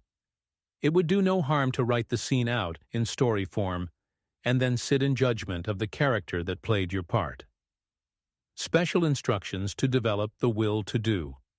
This is a form of mental energy, but requires the proper mental attitude to make it manifest. We hear of people having wonderful willpower, which really is wrong. It should be said that they use their willpower, while with many it is a latent force. I want you to realize that no one has a monopoly on willpower. There is plenty for all. What we speak of as willpower is but the gathering together of mental energy, the concentration power at one point. So never think of that person as having a stronger will than yours. Each person will be supplied with just that amount of willpower that he demands. You don't have to develop willpower if you constantly make use of all you have, and remember the way in which you use it determines your fate, for your life is molded to great extent by the use you make of your will. Unless you make proper use of it, you have neither independence nor firmness. You are unable to control yourself and become a mere machine for others to use. It is more important to learn to use your will than to develop your intellect. The man that has not learned how to use his will rarely decides things for himself, but allows his resolutions to be changed by others. He fluctuates from one opinion to another, and of course does not accomplish anything out of the ordinary, while his brother with the trained will take his place among the world's leaders. Lesson 7. The concentrated mental demand. The mental demand is the potent force in achievement. The attitude of the mind affects the expression of the face, determines action, changes our physical condition, and regulates our lives. I will not here attempt to explain the silent force that achieves results. You want to develop your mental powers so you can effect the thing sought, and that is what I want to teach you. There is wonderful power and possibility in the concentrated mental demand. This, like all other forces, is controlled by laws. It can, like all other forces, be wonderfully increased by consecutive systematized effort. The mental demand must be directed by every power of the mind, and every possible element should be used to make the demand materialize. You can so intently desire a thing that you can exclude all distracting thoughts. When you practice this singleness of concentration until you attain the end sought, you have developed a will capable of accomplishing whatever you wish. As long as you can only do the ordinary things, you will be counted in the mass of mediocrity. But just as quick as you surpass others by even comparatively small measure, you are classed as one of life's successes. So, if you wish to emerge into prominence, you must accomplish something more than the ordinary man or woman. It is easy to do this if you will but concentrate on what you desire and put forth your best effort. It is not the runner with the longest legs or the strongest muscles that wins the race, but the one that can put forth the greatest desire force. You can best understand this by thinking of an engine. The engine starts up slowly, the engineer gradually extending the throttle to the top notch. It is then keyed up to its maximum speed. The same is true of two runners. They start off together, and gradually they increase their desire to go faster. The one that has the greatest intensity of desire will win. He may outdistance the other by only a fraction of an inch, yet he gets the laurels. The men that are looked upon as the world's successes have not always been men of great physical power, nor at the start did they seem very well adapted to the conditions which encompassed them. In the beginning, they were not considered men of superior genius, but they won their success by their resolution to achieve results in their undertakings by permitting no setback to dishearten them, no difficulties to daunt them. Nothing could turn them or influence them against their determination. They never lost sight of their goal. In all of us there is this silent force of wonderful power. If developed, it can overcome conditions that would seem insurmountable. It is constantly urging us on to greater achievement. The more we become acquainted with it, the better strategists we become, the more courage we develop, and the greater the desire within us for self-expression in activity along many lines. No one will ever be a failure if he becomes conscious of this silent force within that controls his destiny. But without the consciousness of this inner force, you will not have a clear vision, and external conditions will not yield to the power of your mind. It is the mental resolve that makes achievement possible. Once this has been formed, it should never be allowed to cease to press its claim until its object is attained. To make plans work out, it will, at times, be necessary to use every power of your mind. Patience, perseverance, and all the indomitable forces within one will have to be mustered and used with the greatest effectiveness. Perseverance is the first element of success. In order to persevere, you must be ceaseless in your application. It requires you to concentrate your thoughts upon your undertaking and bring every energy to bear upon keeping them focused upon it until you have accomplished your aim. To quit short of this is to weaken all future efforts. The mental demand seems an unreal power because it is intangible, but it is the mightiest power in the world. It is a power that is free for you to use. No one can use it for you. The mental demand is not a visionary one. It is a potent force, which you can use freely without cost. When you are in doubt, it will counsel you. It will guide you when you are uncertain. When you are in fear, it will give you courage. It is the motive power which supplies the energies necessary to the achievement of the purpose. You have a large storehouse of possibilities. The mental demand makes possibilities realities. It supplies everything necessary for the accomplishment. It selects the tools and instructs how to use them. It makes you understand the situation. Every time you make a mental demand, you strengthen the brain centers by drawing to you external forces. Few realize the power of a mental demand. It is possible to make your demand so strong that you can impart what you have to say to another without speaking to him. Have you ever, after planning to discuss a certain matter with a friend, had the experience of having him broach the subject before you had a chance to speak of it? Have you ever, in a letter, made a suggestion to a friend that he carried out before your letter reached him? Have you ever wanted to speak to a person who, just then, walked in or telephoned? I have had many such responses to thought, and you and your friends have doubtless experienced them too. These two things are neither coincidences nor accidents, but are the results of mental demand launched by strong concentration. The person that never wants anything gets little. To demand resolutely is the first step toward getting what you want. The power of the mental demand seems absolute, the supply illimitable. The mental demand projects itself and causes to materialize the conditions and opportunities needed to accomplish the purpose. Do not think I overestimate the value of the mental demand. It brings the fuller life if used for only righteous purposes. Once the mental demand is made, however, never let it falter. If you do, the current that connects you with your desire is broken. Take all the necessary time to build a firm foundation, so that there need not be even an element of doubt to creep in. Just the moment you entertain doubt, you lose some of the demand force, and force once lost is hard to regain. So whenever you make a mental demand, hold steadfastly to it until your need is supplied.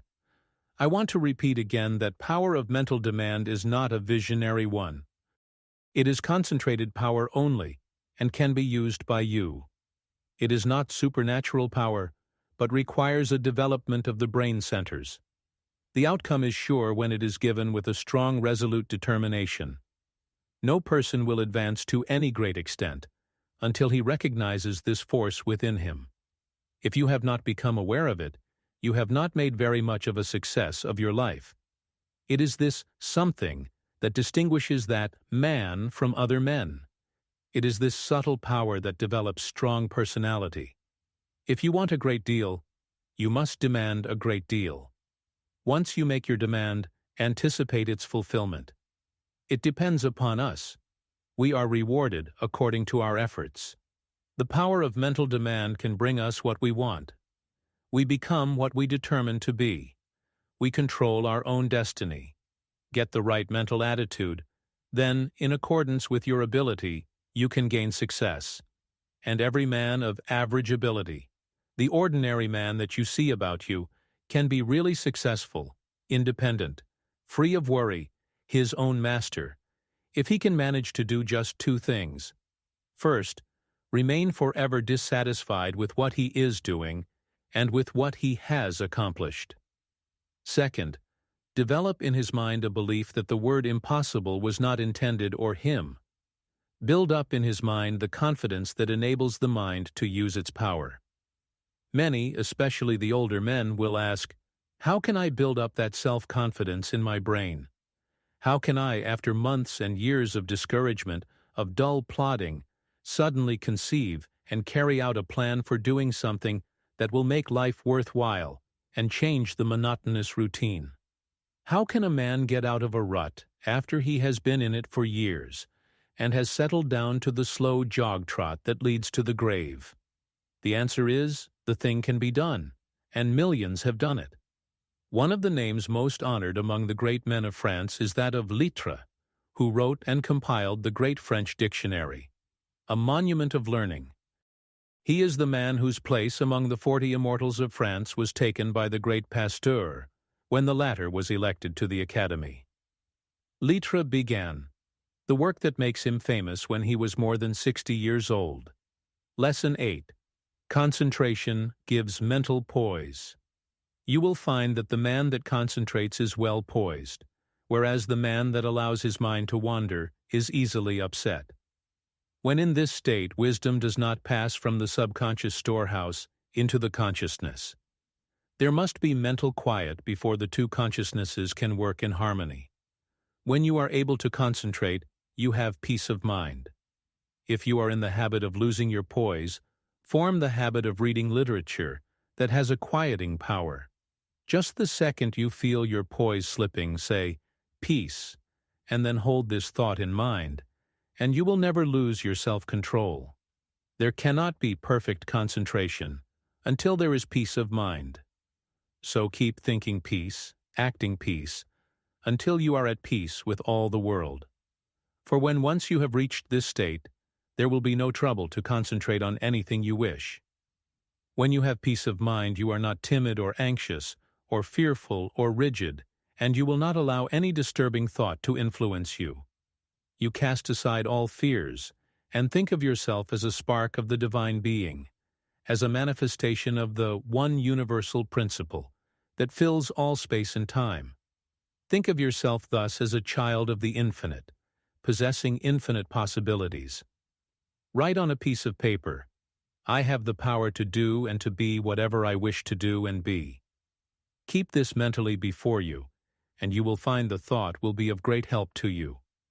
The mistake of concentrating on your business while away. In order to be successful today, you must concentrate, but don't become a slave to concentration and carry your business cares home. Just as sure as you do, you will be burning the life forces at both ends, and the fire will go out much sooner than was intended. Many men become so absorbed in their business that when they go to church, they do not hear the preacher because their minds are on their business. If they go to the theater, they do not enjoy it because their business is on their minds. When they go to bed, they think about business instead of sleep and wonder why they don't sleep. This is the wrong kind of concentration and is dangerous. It is involuntary. When you are unable to get anything out of your mind, it becomes unwholesome, as any thought held continuously causes weariness of the flesh. It is a big mistake to let a thought rule you instead of ruling it. He who does not rule himself is not a success. If you cannot control your concentration, your health will suffer. So never become so absorbed with anything that you cannot lay it aside and take up another. This is self-control. Concentration is paying attention to a chosen thought. Everything that passes before the eye makes an impression on the subconscious mind, but unless you pay attention to some certain thing, you will not remember what you saw. For instance, if you walk down a busy street without seeing anything that attracted your particular attention, you could not recall anything you saw. So you see only what attracts your attention. If you work, you only see and remember what you think about. When you concentrate on something, it absorbs your whole thought. Self-study valuable. Everyone has some habits that can be overcome by concentration. We will say, for instance, you are in the habit of complaining, or finding fault with yourself or others, or imagining that you do not possess the ability of others, or feeling that you are not as good as someone else, or that you cannot rely on yourself, or harboring any similar thoughts or thoughts of weakness. These should be cast aside, and instead thoughts of strength should be put in their place. Just remember, every time you think of yourself as being weak, in some way you are making yourself so by thinking you are. Our mental conditions make us what we are. Just watch yourself and see how much time you waste in worrying, fretting, and complaining. The more of it you do, the worse off you are. Just the minute you are aware of thinking a negative thought, immediately change to a positive one. If you start to think of failure, change to thinking of success. You have the germ of success within you. Care for it the same as the setting hen broods over the eggs, and you can make it a reality. You can make those that you come in contact with feel as you do, because you radiate vibrations of the way you feel, and your vibrations are felt by others. When you concentrate on a certain thing, you turn all the rays of your vibrations on this. Thought is the directing power of all life's vibrations. If a person should enter a room with a lot of people and feel as if he were a person of no consequence, no one would know he was there unless they saw him. And even if they did, they would not remember seeing him, because they were not attracted towards him. But let him enter the room feeling that he was magnetic, and concentrating on this thought, others would feel his vibration. So remember, the way you feel you can make others feel. This is the law. Make yourself a concentrated dynamo, from which your thoughts vibrate to others. Then you are a power in the world. Cultivate the art of feeling, for as I said before, you can only make others feel what you feel. If you will study all of the great characters of history, you will find that they were enthusiastic. First, they were enthusiastic themselves, and then they could arouse others' enthusiasm. It is latent in everyone. It is a wonderful force when once aroused. All public men to be a success have to possess it. Cultivate it by concentration. Set aside some hour of the day, wherein to hold rapt converse with the soul. Meditate with sincere desire and contrite heart, and you will be able to accomplish that which you have meditated on. This is the keynote of success. Think, speak, and act just as you wish to be, and you will be that which you wish to be. You are just what you think you are, and not what you may appear to be. You may fool others, but not yourself. You may control your life and actions just as you can control your hands. If you want to raise your hand, you must first think of raising it. If you want to control your life, you must first control your thinking. Easy to do, is it not? Yes, it is, if you will but concentrate on what you think about. For he only can that says he will. How can we secure concentration? To this question, the first and last answer must be, by interest and strong motive. The stronger the motive, the greater the concentration. Eustace Miller, M.D. The successful lives are the concentrated lives. The utterly helpless multitude that sooner or later have to be cared for by charity are those that were never able to concentrate and who have become the victims of negative ideas. Train yourself so you will be able to centralize your thought and develop your brain power and increase your mental energy, or you can be a slacker, a drifter, a quitter, or a sleeper. It all depends on how you concentrate or centralize your thoughts. Your thinking then becomes a fixed power, and you do not waste time thinking about something that would not be good for you. You pick out the thoughts that will be the means of bringing you what you desire, and they become a material reality. Whatever we create in the thought world will someday materialize. That is the law. Don't forget this. In the old days, men drifted without concentration, but this is a day of efficiency, and therefore all of our efforts must be concentrated if we are to win any success worth the name. Why people often do not get what they concentrate on. Because they sit down in hopeless despair and expect it to come to them. But if they will just reach out for it with their biggest effort, they will find it is within their reach. No one limits us but ourselves. We are what we are today as the result of internal conditions. We can control the external conditions. They are subject to our will. Through our concentration, we can attract what we want, because we became en rapport with the universal forces, from which we can get what we want. You have watched races, no doubt. They all line up together. Each has his mind set on getting to the goal before the others. This is one kind of concentration. A man starts to think on a certain subject. He has all kinds of thoughts come to him, but by concentration he shuts out all these but the one he has chosen. Concentration is just a case of willing to do a certain thing and doing it. If you want to accomplish anything, first put yourself in a concentrating, reposeful, receptive, acquiring frame of mind. In tackling unfamiliar work, make haste slowly and deliberately, and then you will secure that interior activity, which is never possible when you are in a hurry or under a strain. When you think hard or try to hurry results too quickly, you generally shut off the interior flow of thoughts and ideas. You have often no doubt tried hard to think of something but could not, but just as soon as you stopped trying to think of it, it came to you. Lesson 9. Concentration can overcome bad habits. Habits make or break us to a far greater extent than we like to admit. Habit is both a powerful enemy and wonderful ally of concentration. You must learn to overcome habits which are injurious to concentration, and to cultivate those which increase it.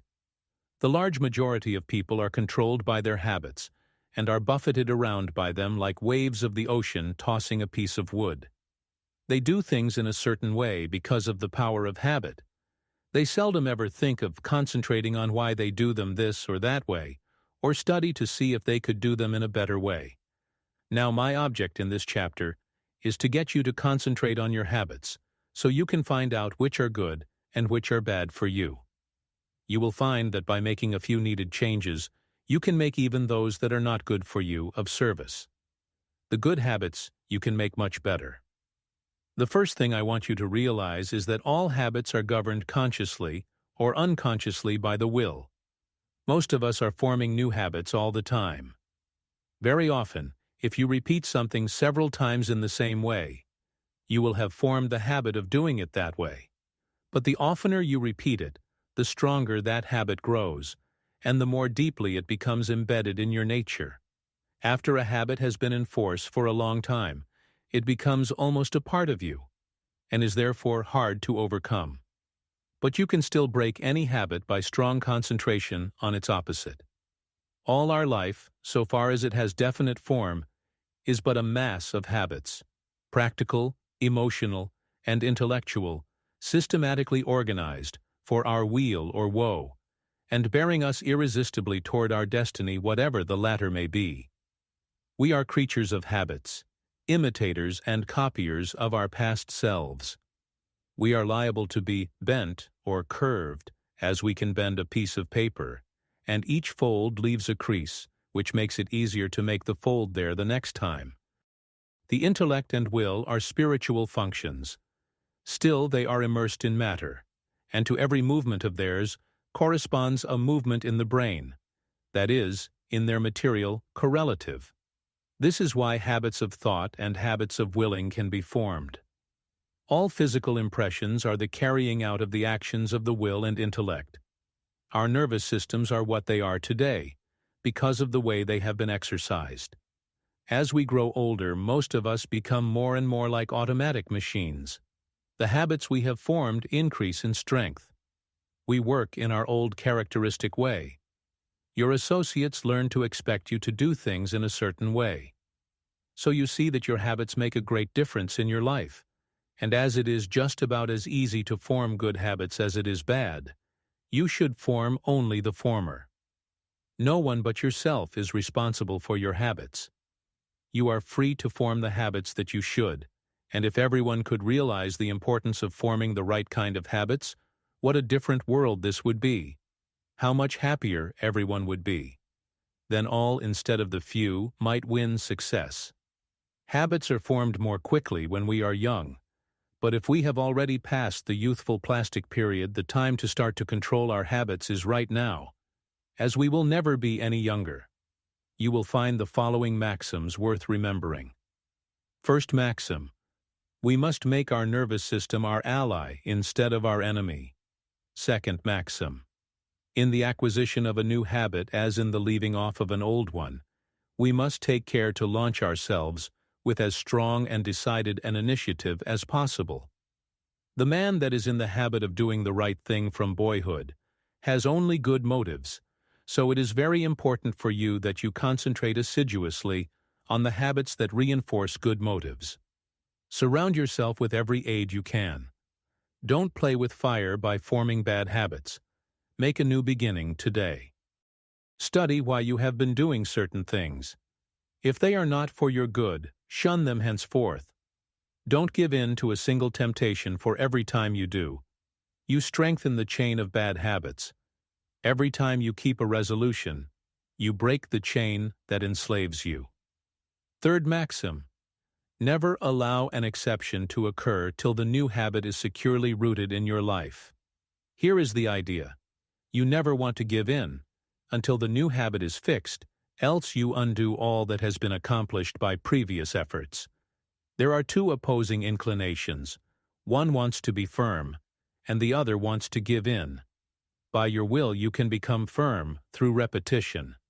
Fortify your will to be able to cope with any and all opposition. Fourth maxim: seize the very first possible opportunity to act on every resolution you make, and on every emotional prompting you may experience in the direction of the habits you aspire to gain. To make a resolve and not to keep it is of little value, so by all means keep every resolution you make, for you not only profit by the resolution, but it furnishes you with an exercise that causes the brain cells and physiological correlatives to form the habit of adjusting themselves to carry out resolutions. A tendency to act becomes effectively ingrained in us in proportion to the uninterrupted frequency with which the actions actually occur, and the brain grows to their use. When a resolve or a fine glow of feeling is allowed to evaporate without bearing fruit, it is worse than a chance lost. If you keep your resolutions, you form a most valuable habit. If you break them, you form a most dangerous one. So concentrate on keeping them, whether important or unimportant, and remember it is just as important for this purpose to keep the unimportant, for by so doing you are forming the habit. Fifth maxim: keep the faculty of effort alive in you by a little gratuitous exercise every day. So, the more we exercise the will, the better we can control our habits. Every few days do something for no other reason than its difficulty, so that when the hour of dire need draws nigh, it may find you not unnerved or untrained to stand the test. Asceticism of this sort is like the insurance which a man pays on his house and goods. The tax does him no good at the time, and possibly may never bring him a return, but if the fire does come, his having paid it will be his salvation from ruin. So with the man who has daily insured himself to habits of concentrated attention, energetic volation, and self-denial in unnecessary things, he will stand like a tower when everything rocks around him and his softer fellow mortals are winnowed like chaff in the blast. The young should be made to concentrate on their habits, and be made to realize that if they don't, they become walking bundles of injurious habits. Youth is the plastic state, and should be utilized in laying the foundation for a glorious future. The great value of habit for good and evil cannot be overestimated. Habit is the deepest law of human nature. No man is stronger than his habits, because his habits either build up his strength or decrease it. Why we are creatures of habits. Habits have often been called a labor-saving invention, because when they are formed, they require less of both mental and material strength. The more deeply the habit becomes ingrained, the more automatic it becomes. Therefore, habit is an economizing tendency of our nature, for if it were not for habit, we should have to be more watchful. We walk across a crowded street. The habit of stopping and looking prevents us from being hurt. The right kind of habits keeps us from making mistakes and mishaps. It is a well-known fact that a chauffeur is not able to master his machine safely until he has trained his body in a habitual way. When an emergency comes, he instantly knows what to do. Where safety depends on quickness, the operator must work automatically. Habits mean less risk, less fatigue, and greater accuracy. You do not want to become a slave to habits of a trivial nature. For instance, Wagner required a certain costume before he could compose corresponding parts of his operas. Schiller could never write with ease unless there were rotten apples in the drawer of his desk, from which he could now and then obtain an odor which seemed to him sweet. Gladstone had different desks for his different activities, so that when he worked on Homer he never sat among habitual accompaniments of his legislative labors. In order to overcome undesirable habits, two things are necessary. You must have trained your will to do what you want it to do, and the stronger the will, the easier it will be to break a habit. Then you must make a resolution to do just the opposite of what the habit is. Therefore, one habit must replace another. If you have a strong will, you can tenaciously and persistently concentrate on removing the bad habit, and in a very short time, the good habit will gain the upper hand. I will bring this chapter to a close by giving Dr. Oppenheim's instructions for overcoming a habit. If you want to abolish a habit, and its accumulated circumstances as well, you must grapple with the matter as earnestly as you would with a physical enemy. You must go into the encounter with all tenacity of determination, with all fierceness of resolve, yea, even with a passion for success that may be called vindictive. No human enemy can be as insidious, so persevering, as unrelenting as an unfavorable habit. It never sleeps, it needs no rest. It is like a parasite that grows with the growth of the supporting body, and like a parasite, it can best be killed by violent separation and crushing. When life is stormy and all seems against us, that is when we often acquire wrong habits, and it is then that we have to make a gigantic effort to think and speak as we should. And even though we may feel the very reverse at that moment, the tiniest effort will be backed up by a tremendous power, and will lift us to a realization never felt before. It is not in the easy, contented moments of our life that we make our greatest progress, for then it requires no special effort to keep in tune. But it is when we are in the midst of trials and misfortunes, when we think we are sinking, being overwhelmed, then it is important for us to realize that we are linked to a great power, and if we live as we should, there is nothing that can occur in life which could permanently injure us. Nothing can happen that should disturb us. So always remember, you have within you unlimited power, ready to manifest itself in the form which fills our need at the moment. If, when we have something difficult to solve, we would be silent like the child, we can get the inspiration when it comes. We will know how to act. We will find there is no need to hurry or disturb ourselves, that it is always wiser to wait for guidance from within than to act on impulse from without. Lesson 10. Business results through concentration. A successful business is not usually the result of chance. Neither is a failure the result of luck. Most failures could be determined in advance if the founders had been studied. It is not always possible to start a money-making business at the start. Usually a number of changes have to be made. Plans do not work out as their creators thought they would. They may have to be changed a little, broadened it may be, here and there, and as you broaden your business, you broaden your power to achieve. You gain an intense and sustained desire to make your business a success. When you start a business, you may have but a vague notion of the way you will conduct it. You must fill in the details as you go along. You must concentrate on these details. As you straighten out one after another, others will require attention. In this way you cover the field of the first endeavor, and new opportunities open up for you. When you realize one desire, another comes. But if you do not fulfill the first desire, you will not the second. The person that does not carry his desires into action is only a dreamer. Desire is a great creative force, if it is pure, intense, and sustained. It is our desires that keep stirring us up to action, and they will strengthen and broaden you if you make them materialize. Every man who achieves success deserves it. When he first started out, he did not understand how to solve the problems that afterwards presented themselves, but he did each thing as it came up in the very best way that he could, and this developed his power of doing bigger things. We become masters of business by learning to do well whatever we attempt. The man that has a thorough knowledge of his business can of course direct it much more easily and skillfully than the man who lacks that knowledge. The skilled business director can sit in his private office and still know accurately what is actually being done. He knows what should be done in any given time, and if it is not accomplished, he knows that his employees are not turning out the work that they should. It is then easy to apply the remedy. Business success depends on well-concentrated efforts. You must use every mental force you can master. The more these are used, the more they increase.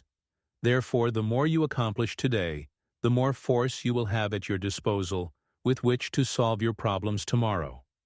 If you are working for someone else today and wish to start in a business for yourself, think over carefully what you would like to do. Then, when you have resolved what you want to do, you will be drawn towards it. There is a law that opens the way to the fulfillment of your desires. Of course, back of your desire you must put forward the necessary effort to carry out your purpose. You must use your power to put your desires into force.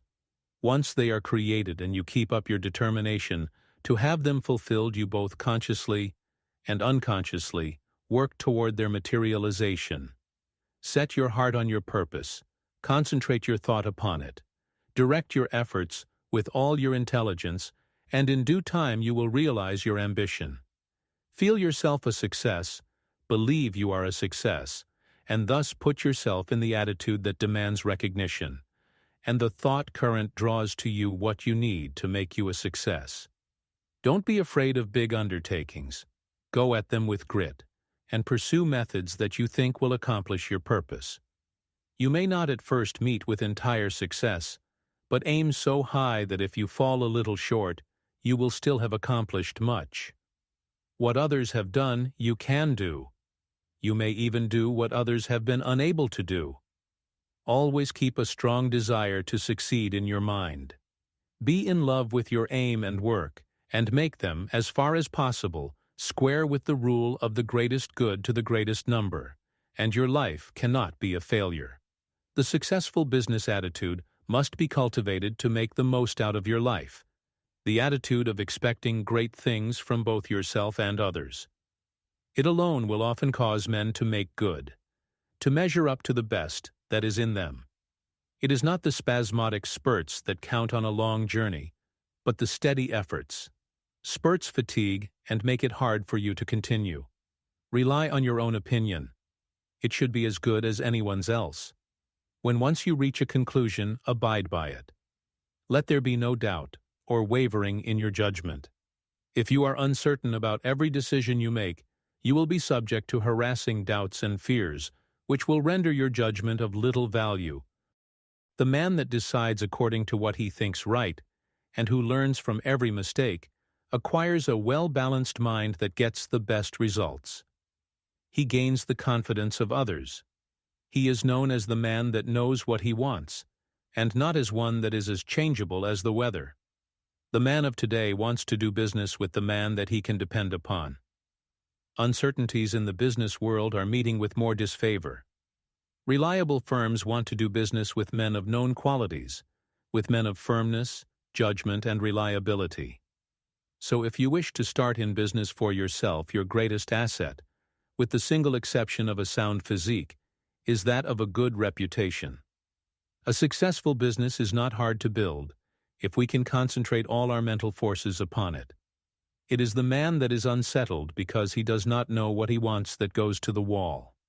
We hear persons say that business is trying on the nerves, but it is the unsettling elements of fret and worry and suspense that are nerve-exhausting and not the business.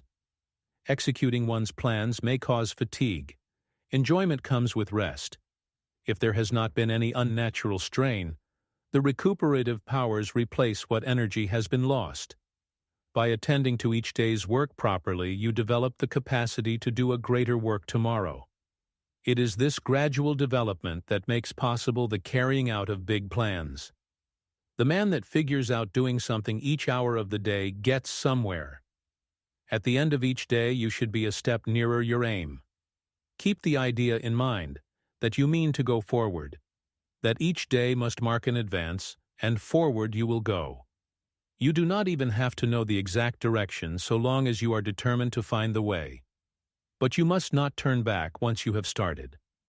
Even brilliant men's conceptions of the possibilities of their mental forces are so limited and below their real worth that they are far more likely to belittle their possibilities than they are to exaggerate them. You don't want to think that an aim is impossible because it has never been realized in the past. Every day someone is doing something that was never done before. We are pushing ahead faster.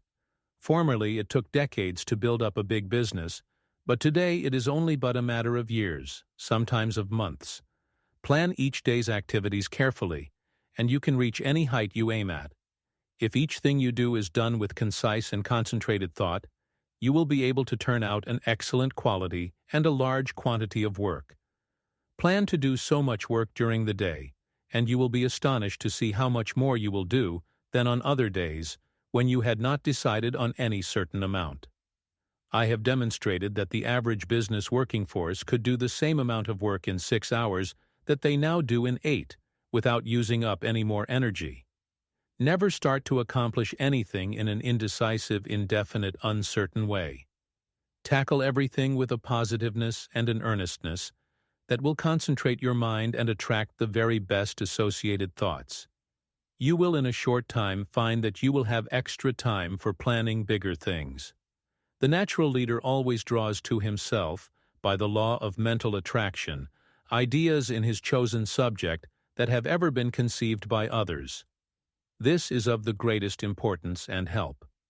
If you are properly trained, you benefit much by others' thoughts, and, providing you generate from within yourself something of value, they will benefit from yours.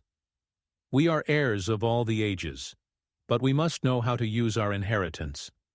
The confident, pushing, hopeful, determined man influences all with whom he associates and inspires the same qualities in them. You feel that his is a safe example to follow, and he rouses the same force within you that is pushing him onward and upward. One seldom makes a success of anything that he goes at in a listless, spiritless way. To build up a business, you must see it expanding in your mind before it actually takes tangible shape. Every great task that has ever been accomplished has first been merely a vision in the mind of its creator. Detail after detail has had to be worked out in his mind from his first faint idea of the enterprise. Finally, a clear idea was formed, and then the accomplishment, which was only the material result of the mental concept, followed. The up-to-date businessman is not content to build only for the present, but is planning ahead. If he does not, he will fall behind his competitor, who is. What we are actually doing today was carefully thought out and planned by others in the past. All progressive businesses are conducted this way. That is why the young businessman of today is likely to accomplish more in a few years than his father did in all his life. There is no reason why your work or business should fag you out. When it does, there is something wrong. You are attracting forces and influence that you should not, because you are not in harmony with what you are doing. There is nothing so tiring as to try to do the work for which we are unfitted, both by temperament and training. Each one should be engaged in a business that he loves. He should be furthering movements with which he is in sympathy. He will then only do his best work and take intense pleasure in his business.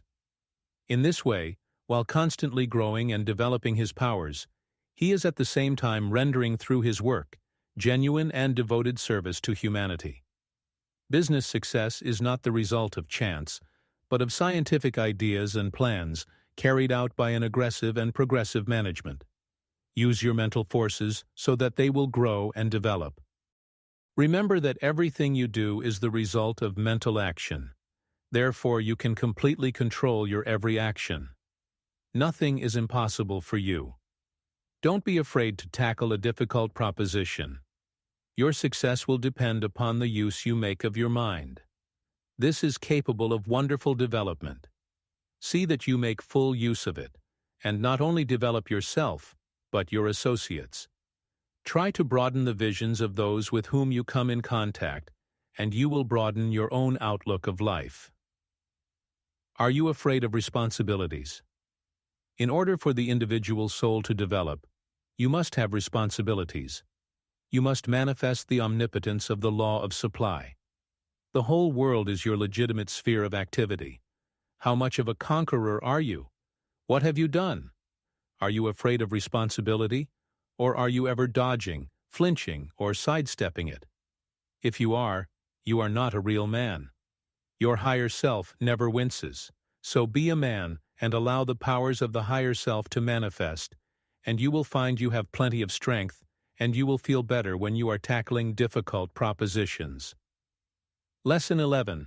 Concentrate on courage. Courage is the backbone of man. The man with courage has persistence. He states what he believes and puts it into execution. The courageous man has confidence. He draws to himself all the moral qualities and mental forces which go to make up a strong man, whereas the man without courage draws to himself all the qualities of a weak man: vacillation, doubt, hesitancy, and unsteadiness of purpose. You can therefore see the value of concentration on courage. It is a most vital element of success. The lack of courage creates financial, as well as mental and moral difficulties. When a new problem comes, instead of looking upon it as something to be achieved, the man or woman without courage looks for reasons why it cannot be done, and failure is naturally the almost inevitable result. This is a subject well worthy of your study. Look upon everything within your power as a possibility, instead of as merely a probability, and you will accomplish a great deal more, because by considering a thing as impossible, you immediately draw to yourself all the elements that contribute to failure. Lack of courage destroys your confidence in yourself. It destroys that forceful, resolute attitude so important to success. The man without courage unconsciously draws to himself all that is contemptible, weakening, demoralizing, and destructive. He then blames his luck when he does not secure the things he weakly desires. We must first have the courage to strongly desire something. A desire to be fulfilled must be backed by the strength of all our mental forces. Such a desire has enough commanding force to change all unfavorable conditions. The man with courage commands, whether he is on the battlefield or in business life. What is courage? It is the will to do. It takes no more energy to be courageous than to be cowardly. It is a matter of the right training in the right way. Courage concentrates the mental forces on the task at hand. It then directs them thoughtfully, steadily, deliberately, while attracting all the forces of success toward the desired end. Cowardice, on the other hand, dissipates both our mental and moral forces, thereby inviting failure. As we are creatures of habits, we should avoid persons that lack courage. They are easy to discover because of their habits of fear in attacking new problems. The man with courage is never afraid. Start out today with the idea that there is no reason why you should not be courageous. If any fear thoughts come to you, cast them off as you would the deadly viper. Form the habit of never thinking of anything unfavorable to yourself or anyone else. In dealing with difficulties, new or old, hold ever the thought, I am courageous. Whenever a doubt crosses the threshold of your mind, banish it. Remember, you as master of your mind control its every thought, and here is a good one to often affirm, I have courage because I desire it, because I need it, because I use it, and because I refuse to become such a weakling as cowardice produces. There is no justification for the loss of courage. The evils by which you will almost certainly be overwhelmed without it are far greater than those which courage will help you to meet and overcome. Right, then, must be the moralist who says that the only thing to fear is fear. Never let another's opinion affect you. He cannot tell what you are able to do. He does not know what you can do with your forces. The truth is, you do not know yourself until you put yourself to the test. Therefore, how can someone else know? Never let anyone else put a valuation on you. Almost all wonderful achievements have been accomplished after it had been thoroughly demonstrated that they were impossibilities. Once we understand the law, all things are possible. If they were impossibilities, we could not conceive them. Just the moment you allow someone to influence you against what you think is right, You lose that confidence in yourself that inspires courage and carries with it all the forces which courage creates. Just the moment you begin to swerve in your plan, you begin to carry out another's thought, and not your own. You become the directed, and not the director. You forsake the courage and resolution of your own mind, and you therefore lack the very forces that you need to sustain and carry out your work. Instead of being self-reliant, you become timid, and this invites failure. When you permit yourself to be influenced from your plan by another, you are unable to judge as you should, because you have allowed another's influence to deprive you of your courage and determination without absorbing any of his in return. So you are in much the same predicament as you would be in if you turned over all your worldly possessions to another without getting value received. Concentrate on just the opposite of fear, want, poverty, sickness, etc. Never doubt your own ability. You have plenty if you will just use it. A great many men are failures because they doubt their own capacity. Instead of building up strong mental forces which would be of the greatest use to them, their fear thoughts tear them down. Fear paralyzes energy. It keeps us from attracting the forces that go to make up success. Fear is the worst enemy we have.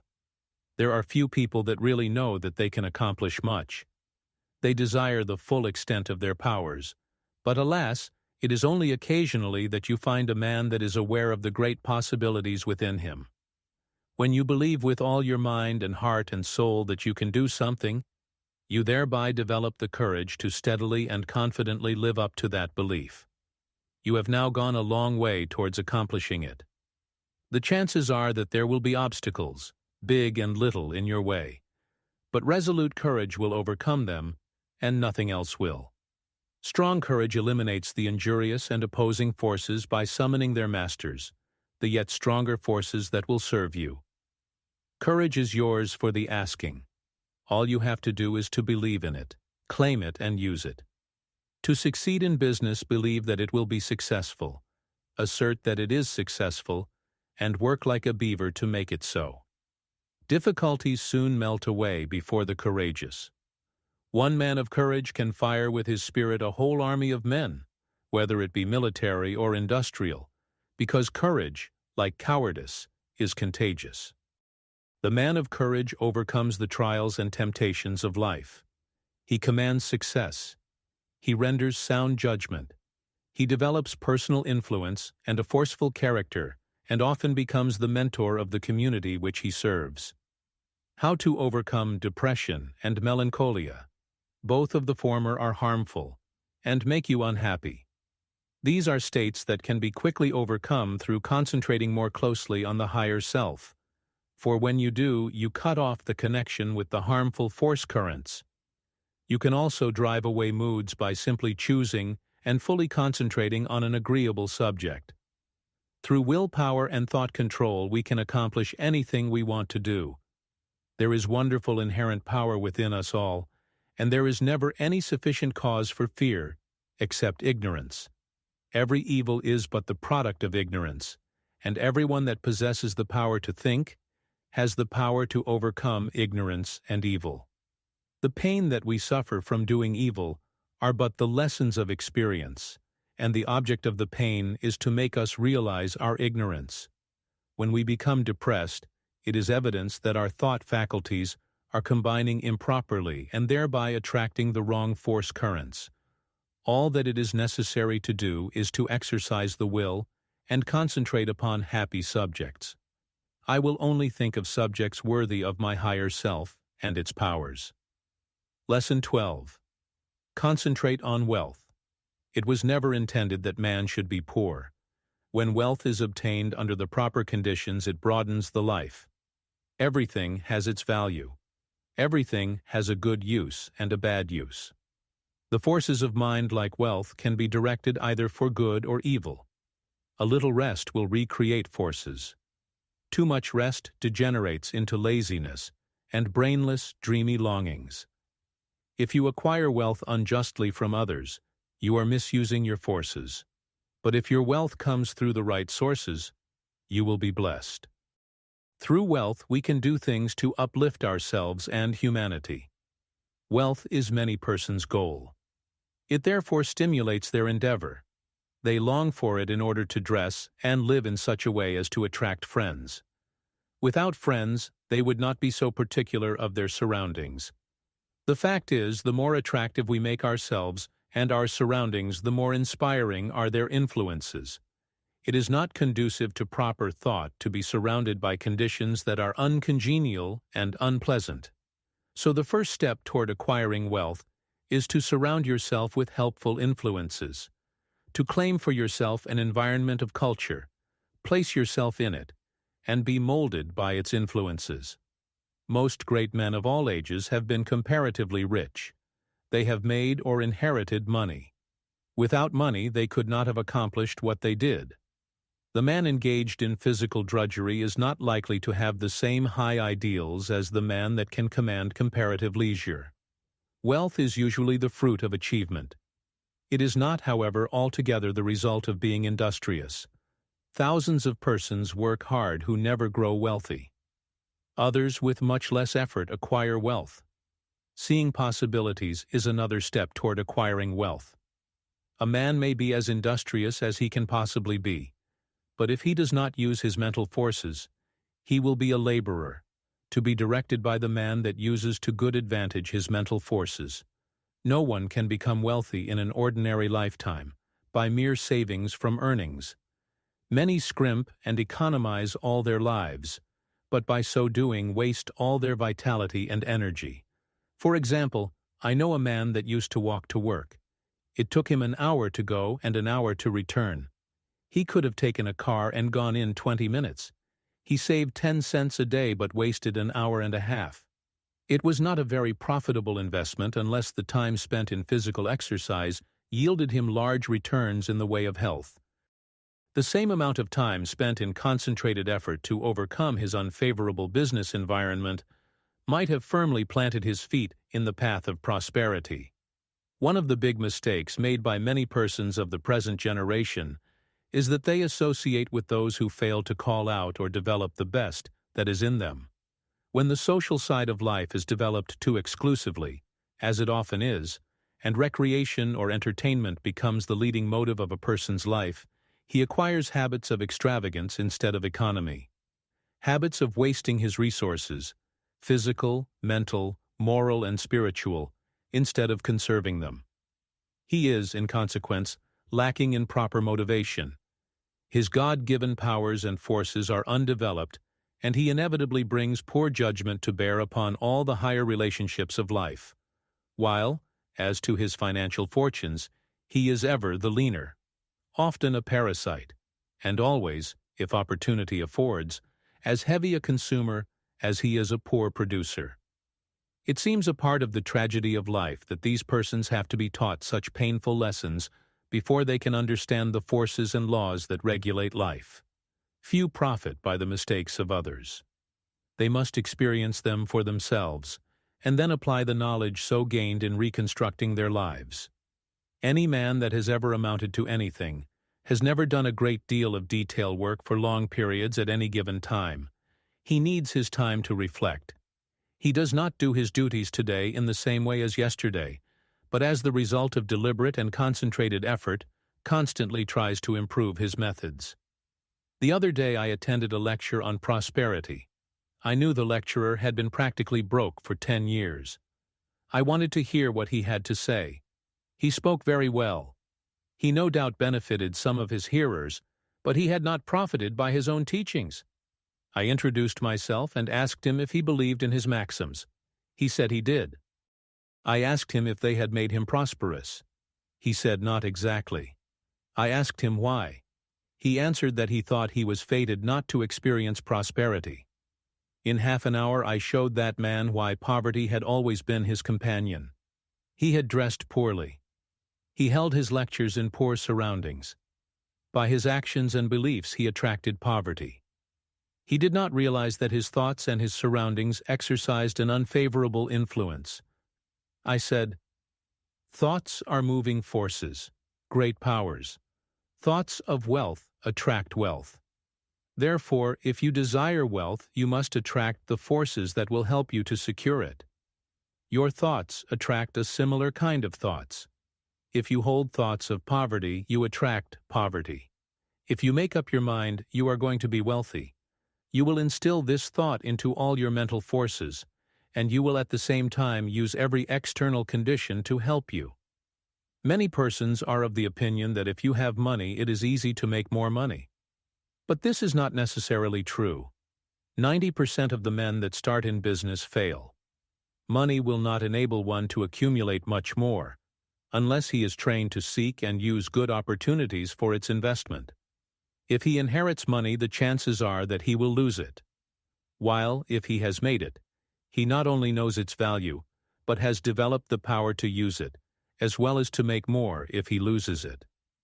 Business success today depends on foresight, good judgment, grit, firm resolution, and settled purpose. But never forget that thought is as real a force as electricity. Let your thoughts be such that you will send out as good as you receive. If you do not, you are not enriching others, and therefore deserve not to be enriched. The man that tries to get all he can from others for nothing becomes so selfish and mean that he does not even enjoy his acquisitions. We see examples of this every day. What we take from others will in turn be taken from us. All obligations have to be met fairly and squarely. We cannot reach perfection until we discharge every obligation of our lives. We all realize this, so why not willingly give a fair exchange for all that we receive?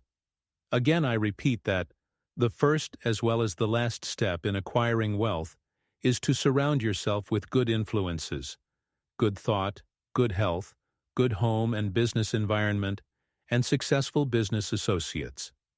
Cultivate, by every legitimate means, the acquaintance of men of big caliber. Bring your thought vibrations in regard to business into harmony with theirs. This will make your society not only agreeable, but sought after, and, when you have formed intimate friendships with clean, reputable men of wealth, entrust to them, for investment, your surplus earnings, however small, until you have developed the initiative and business acumen to successfully manage your own investments. By this time you will, through such associations, have found your place in life which, if you have rightly concentrated upon and used your opportunities, will not be among men of small parts. With a competence secured, you will take pleasure in using a part of it in making the road you traveled in, reaching your position easier for those who follow you. There is somewhere in every brain the energy that will get you out of that rut and put you far up on the mountain of success if you can only use the energy. You know that gasoline in the engine of an automobile doesn't move the car until the spark comes to explode the gasoline. So it is with the mind of man. We are not speaking now of men of great genius, but of average, able citizens. Each one of them has in his brain the capacity to climb over the word impossible and get into the successful country beyond. And hope, self-confidence, and the determination to do something supply the spark that makes the energy work. Lesson 13. You can concentrate, but will you? All have the ability to concentrate, but will you? You can, but whether you will or not depends on you. It is one thing to be able to do something, and another thing to do it. There is far more ability not used than is used. Why do not more men of ability make something of themselves? There are comparatively few successful men but many ambitious ones. Why do not more get along? Cases may differ, but the fault is usually their own. They have had chances, perhaps better ones than some others that have made good. What would you like to do that you are not doing? If you think you should be getting on better, why don't you? Study yourself carefully. Learn your shortcomings. Sometimes only a mere trifle keeps one from branching out and becoming a success. Discover why you have not been making good, the cause of your failure. Have you been expecting someone to lead you, or to make a way for you? If you have, concentrate on a new line of thought. There are two things absolutely necessary for success: energy and the will to succeed. Nothing can take the place of either of these. Most of us will not have an easy path to follow, so don't expect to find one. The hard knocks develop our courage and moral stamina. The persons that live in an indolent and slipshod way never have any. They have never faced conditions and therefore don't know how. The world is no better for their living. We must make favorable conditions and not expect them to shape themselves. It is not the man that says, "It can't be done," but the man that goes ahead in spite of adverse advice and shows that it can be done, that gets there today. "The Lord helps those that help themselves," is a true saying. We climb the road to success by overcoming obstacles. Stumbling blocks are but stepping stones for the man that says, "I can and I will." When we see cripples, the deaf and dumb, the blind and those with other handicaps amounting to something in the world, the able-bodied man should feel ashamed of himself if he does not make good. There is nothing that can resist the force of perseverance. The way ahead of all of us is not clear sailing, but all hard passages can be bridged, if you just think they can and concentrate on how to do it. But if you think the obstacles are unsurmountable, you will not, of course, try, and even if you do, it will be in only a half-hearted way, a way that accomplishes nothing. Many men will not begin an undertaking unless they feel sure they will succeed in it. What a mistake! This would be right if we were sure of what we could and could not do. But who knows? There may be an obstruction there now that might not be there next week. There may not be an obstruction there now that will be there next week. The trouble with most persons is that just as soon as they see their way blocked, they lose courage. They forget that usually there is a way around the difficulty. It's up to you to find it. If you tackle something with little effort, when the conditions call for a big effort, you will of course not win. Tackle everything with a feeling that you will utilize all the power within you to make it a success. This is the kind of concentrated effort that succeeds. Most people are beaten before they start.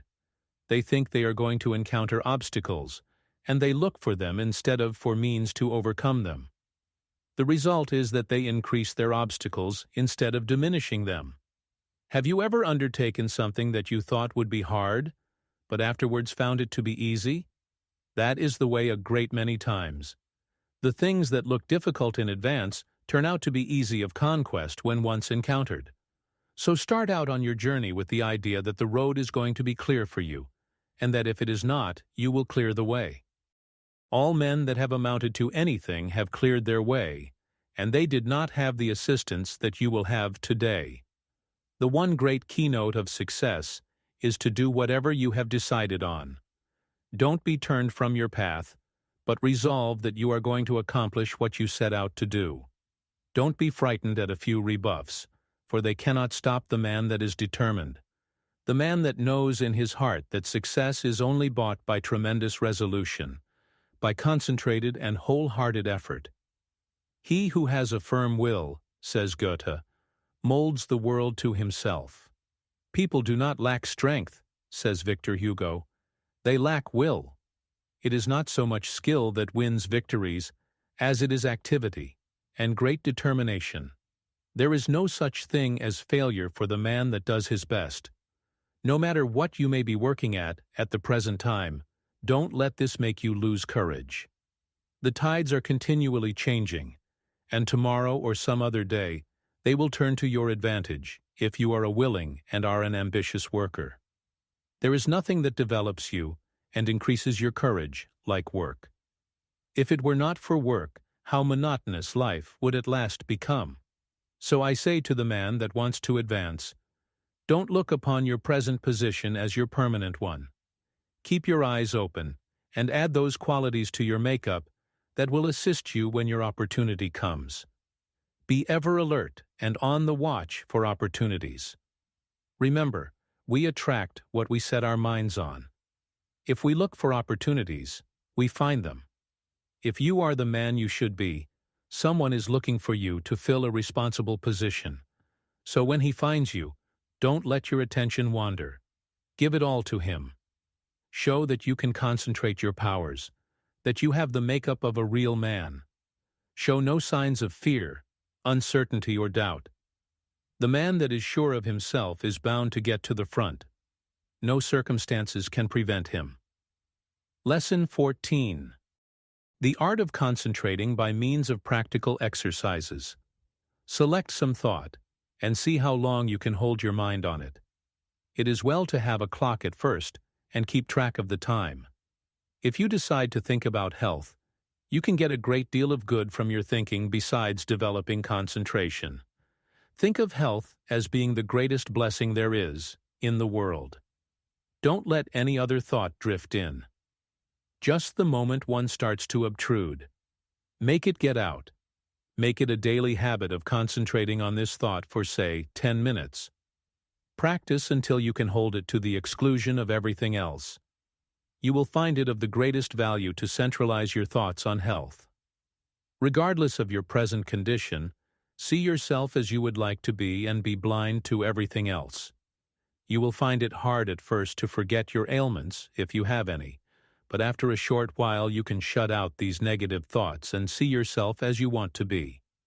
Each time you concentrate, you form a more perfect image of health, and as you come into its realization, you become healthy, strong, and wholesome. I want to impress upon your mind that the habit of forming mental images is of the greatest value. It has always been used by successful men of all ages, but few realize its full importance. Do you know that you are continually acting according to the images you form? If you allow yourself to mold negative images, you unconsciously build a negative disposition. You will think of poverty, weakness, disease, fear, etc. Just as surely as you think of these will your objective life express itself in a like way. Just what we think, we will manifest in the external world. In deep concentration, you become linked with the great creative spirit of the universe, and the creative energy then flows through you, vitalizing your creations into form. In deep concentration, your mind becomes attuned with the infinite and registers the cosmic intelligence and receives its messages. You become so full of the cosmic energy that you are literally flooded with divine power. This is a most desired state. It is then we realize the advantages of being connected with the supraconsciousness. The supraconsciousness registers the higher cosmic vibrations. It is often referred to as the wireless station, the message recorded coming from the universal mind. There are very few that reach this stage of concentration. Very few even know that it is possible. They think concentration means limitation to one subject, but this deeper concentration that brings us into harmony with the infinite is that which produces and maintains health. When you have once come in contact with your supraconsciousness, you become the controller of your human thoughts. That which comes to you is higher than human thoughts. It is often spoken of as cosmic consciousness. Once it is experienced, it is never forgotten.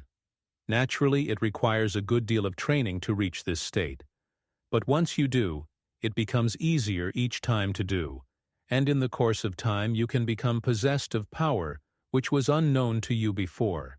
You are able to direct the expression of almost infinite power, while in this deeper state of concentration. Exercises. In concentration. The rays of the sun, when focused upon an object by means of a sunglass, produce a heat many times greater than the scattered rays of the same source of light and heat. This is true of attention. Scatter it and you get but ordinary results. But center it upon one thing and you secure much better results. When you focus your attention upon an object, your every action, voluntary and involuntary, is in the direction of attaining that object. If you will focus your energies upon a thing to the exclusion of everything else, you generate the force that can bring you what you want. When you focus your thought, you increase its strength. The exercises that follow are tedious and monotonous, but useful.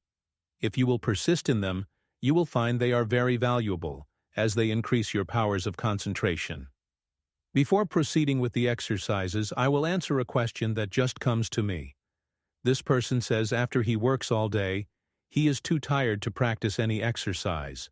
But this is not true. We will say he comes home all tired out, eats his supper, and sits down to rest. If his work has been mental, the thought which has been occupying his mind returns to him, and this prevents him from securing the rest he needs. It is an admitted fact that certain thoughts call into operation a certain set of brain cells. The other cells, of course, are not busy at that time and are rested. Now, if you take up something that is just different from what you have been doing during the day, you will use the cells that have not done anything and give those that have had work to do a rest. So you should regulate the evenings that you have and call forth an entirely different line of thought so as not to use the cells which you have tired out during the day. If you will center your attention on a new thought, you relieve the old cells from vibrating with excitement, and they get their needed rest. The other cells that have been idle all day want to work, and you will find you can enjoy your evenings while securing needed rest. When once you have learned to master your thoughts, you will be able to change them just as easily as you change your clothes. Remember, the real requisite of centering is to be able to shut out outside thoughts, anything foreign to the subject. Now, in order to control your intention, first gain control over the body. This must be brought under direct control of the mind under the control of the will. Your will is strong enough to do anything you wish, but you must realize that it is. The mind can be greatly strengthened by being brought under the direct influence of the will. When the mind is properly strengthened by the impulse of the will, it becomes a more powerful transmitter of thought, because it has more force. The best time to concentrate is after reading something that is inspiring, as you are then mentally and spiritually exalted in the desired realm. Then is the time you are ready for deep concentration. If you are in your room first, see that your windows are up and the air is good. Lie down flat on your bed without a pillow. See that every muscle is relaxed. Now breathe slowly, filling the lungs comfortably full of fresh air. Hold this as long as you can without straining yourself. Then exhale slowly. Exhale in an easy, rhythmic way. Breathe this way for 5 minutes, letting the divine breath flow through you, which will cleanse and rejuvenate every cell of brain and body. You are then ready to proceed. Now think how quiet and relaxed you are. You can become enthusiastic over your condition. Just think of yourself as getting ready to receive knowledge that is far greater than you have ever received before. Now relax and let the Spirit work in and through you and assist you to accomplish what you wish. Don't let any doubts or fears enter. Just feel that what you wish is going to manifest. Just feel it already has, in reality it has. For just the minute you wish a thing to be done, it manifests in the thought world. Whenever you concentrate, just believe it is a success. Keep up this feeling and allow nothing to interfere, and you will soon find you have become the master of concentration.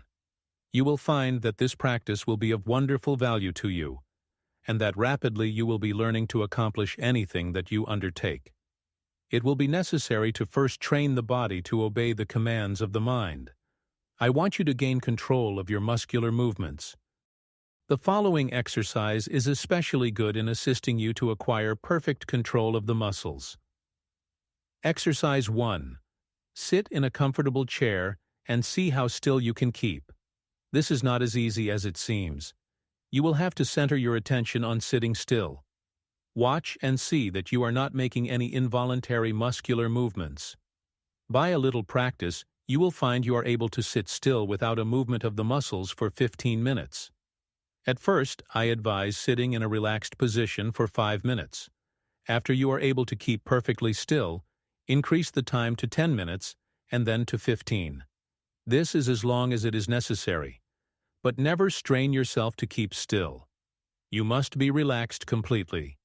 You will find this habit of relaxing is very good. Exercise 2. Sit in a chair with your head up and your chin out, shoulders back. Raise your right arm until it is on the level with your shoulder, pointing to your right. Look around with head only and fix your gaze on your fingers and keep the arm perfectly still for 1 minute. Do the same exercise with left arm. When you are able to keep the arm perfectly steady, increase the time until you are able to do this 5 minutes with each arm. Turn the palm of the hand downward when it is outstretched, as this is the easiest position. If you will keep your eyes fixed on the tips of the fingers, you will be able to tell if you are keeping your arm perfectly still. Exercise 3. Fill a small glass full of water and grasp it by the fingers. Put the arm directly in front of you. Now fix the eyes upon the glass and try to keep the arm so steady that no movement will be noticeable. Do this first for 1 moment and then increase it to 5. Do the exercise with first one arm and then the other. Exercise 4. Watch yourself during the day and see that your muscles do not become tense or strained. See how easy and relaxed you can keep yourself. See how poised you can be at all times. Cultivate a self-poised manner instead of a nervous, strained appearance. This mental feeling will improve your carriage and demeanor. Stop all useless gestures and movements of the body. These mean that you have not proper control over your body. After you have acquired this control, notice how ill at ease people are that have not gained this control. I have just been sizing up a salesman that has just left me. Part of his body kept moving all the time. I just felt like saying to him, "Do you know how much better appearance you would make if you would just learn to speak with your voice instead of trying to express what you say with your whole body?" Just watch those that interview you and see how they lack poise. Get rid of any habit you have of twitching or jerking any part of your body. You will find you make many involuntary movements. You can quickly stop any of these by merely centering your attention on the thought, "I will not." If you are in the habit of letting noises upset you, just exercise control. When the door slams or something falls, etc., just think of these as exercises in self-control. You will find many exercises like this in your daily routine. The purpose of the above exercises is to gain control over the involuntary muscular movement, making your actions entirely voluntary. The following exercises are arranged to bring your voluntary muscles under the control of the will, so that your mental forces may control your muscular movements. Exercise 5. Move your chair up to a table, placing your hands upon it, clenching the fists, keeping the back of the hand on the table, the thumb doubled over the fingers. Now fix your gaze upon the fist for a while, then gradually extend the thumb, keeping your whole attention fixed upon the act, just as if it was a matter of great importance. Then gradually extend your first finger, then your second, and so on until you open the rest. Then reverse the process, closing first the last one opened and then the rest, and finally you will have the fist again in the original position, with the thumb closed over the finger. Do this exercise with the left hand. Keep up this exercise first with one hand and then the other, until you have done it 5 times with each hand. In a few days you can increase it to 10 times. The chances are that the above exercises will at first make you tired, but it is important for you to practice these monotonous exercises so you can train your attention. It also gives you control over your muscular movement. The attention, of course, must be kept closely on each movement of the hand. If it is not, you, of course, lose the value of the exercise. Exercise 6. Put the right hand on knee, both fingers and thumb closed, except the first finger, which points out in front of you. Then move the finger slowly from side to side, keeping the attention fixed upon the end of the finger. You can make up a variety of exercises like these. It is good training to plan out different ones. The main point you should keep in mind is that the exercise should be simple, and that the attention should be firmly fixed upon the moving part of the body. You will find your attention will not want to be controlled and will try to drift to something more interesting.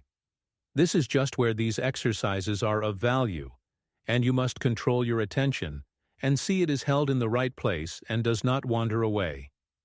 You may think these exercises very simple and of no value, but I promise you in a short time you will notice that you have a much better control over your muscular movements, carriage, and demeanor, and you will find that you have greatly improved your power of attention and can center your thoughts on what you do, which of course will be very valuable. No matter what you may be doing, imagine that it is your chief object in life. Imagine you are not interested in anything else in the world but what you are doing. Do not let your attention get away from the work you are at. Your attention will no doubt be rebellious, but control it, and do not let it control you. When once you conquer the rebellious attention, you have achieved a greater victory than you can realize at the time. Many times afterwards, you will be thankful you have learned to concentrate your closest attention upon the object at hand. Let no day go by without practicing concentrating on some familiar object that is uninteresting. Never choose an interesting object, as it requires less attention. The less interesting it is, the better exercise will it be. After a little practice, you will find you can center your attention on uninteresting subjects at will. The person that can concentrate can gain full control over his body and mind and be the master of his inclinations, not their slave. When you can control yourself, you can control others. You can develop a will that will make you a giant compared with the man that lacks willpower. Try out your willpower in different ways until you have it under such control that just as soon as you decide to do a thing, you go ahead and do it. Never be satisfied with the "I did fairly well" spirit, but put forward your best efforts.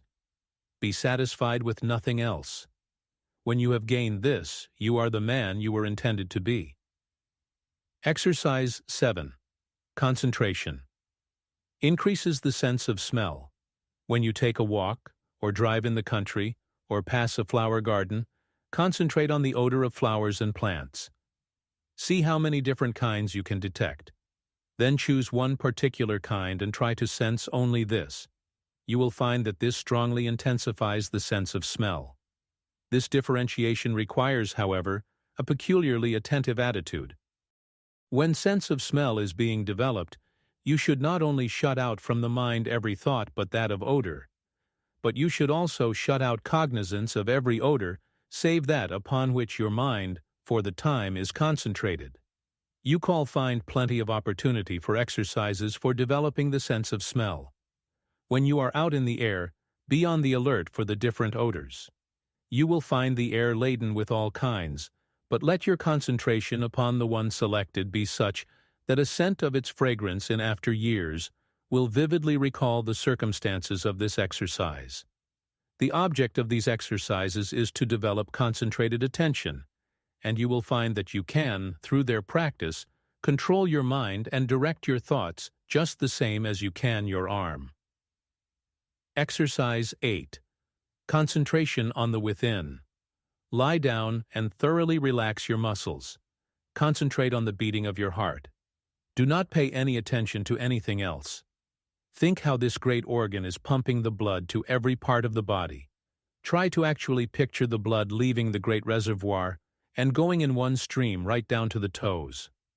Picture another going down the arms to the tips of the fingers. After a little practice, you can actually feel the blood passing through your system. If at any time you feel weak in any part of the body, will that an extra supply of blood shall go there. For instance, if your eyes feel tired, picture the blood coming from the heart, passing up through the head and out to the eyes. You can wonderfully increase your strength by this exercise. Men have been able to gain such control over the heart that they have actually stopped it from beating for 5 minutes. This, however, is not without danger, and is not to be practiced by the novice. I have found the following a very helpful exercise to take just before going to bed, and on rising in the morning. Say to yourself, "Every cell in my body thrills with life. Every part of my body is strong and healthy." I have known a number of people to greatly improve their health in this way. You become what you picture yourself to be. If your mind thinks of sickness in connection with self, you will be sick. If you imagine yourself in strong, vigorous health, the image will be realized. You will be healthy. Exercise 9. Concentrating on sleep. What is known as the water method is, although very simple, very effective in inducing sleep. Put a full glass of clear water on a table in your sleeping room. Sit in a chair beside the table and gaze into the glass of water and think how calm it is. Then picture yourself getting into just as calm a state. In a short time you will find the nerves becoming quiet, and you will be able to go to sleep. Sometimes it is good to picture yourself becoming drowsy to induce sleep. And, again, the most persistent insomnia has been overcome by one thinking of himself as some inanimate object. For instance, a hollow log in the depths of the cool, quiet forest. Those who are troubled with insomnia will find these sleep exercises that quiet the nerves very effective. Just keep the idea in your mind that there is no difficulty in going to sleep. Banish all fear of insomnia. Practice these exercises, and you will sleep. By this time you should have awakened to the possibilities of concentration and have become aware of the important part it plays in your life. Exercise 10. Concentration. Will save energy and appearance. Watch yourself and see if you are not in the habit of moving your hands, thumping something with your fingers, or twirling your mustache. Some have the habit of keeping their feet going, as, for instance, tapping them on the floor. Practice standing before a mirror and see if you are in the habit of frowning or causing wrinkles to appear in the forehead. Watch others and see how they needlessly twist their faces in talking. Any movement of the face that causes the skin to wrinkle will eventually cause a permanent wrinkle. As the face is like a piece of silk, you can make a fold in it a number of times, and it will straighten out of itself. But if you continue to make a fold in it, it will in time be impossible to remove it. By concentration, you can stop the worry habit. If you are in the habit of worrying over the merest trifles, just concentrate on this a few minutes and see how needless it is. If you are also in the habit of becoming irritable or nervous at the least little thing, check yourself instantly when you feel yourself becoming so. Start to breathe deeply. Say, "I will not be so weak. I am master of myself," and you will quickly overcome your condition. Exercise 11. By concentration, you can control your temper. If you are one of those that flare up at the slightest provocation and never try to control yourself, just think this over a minute. Does it do you any good? Do you gain anything by it?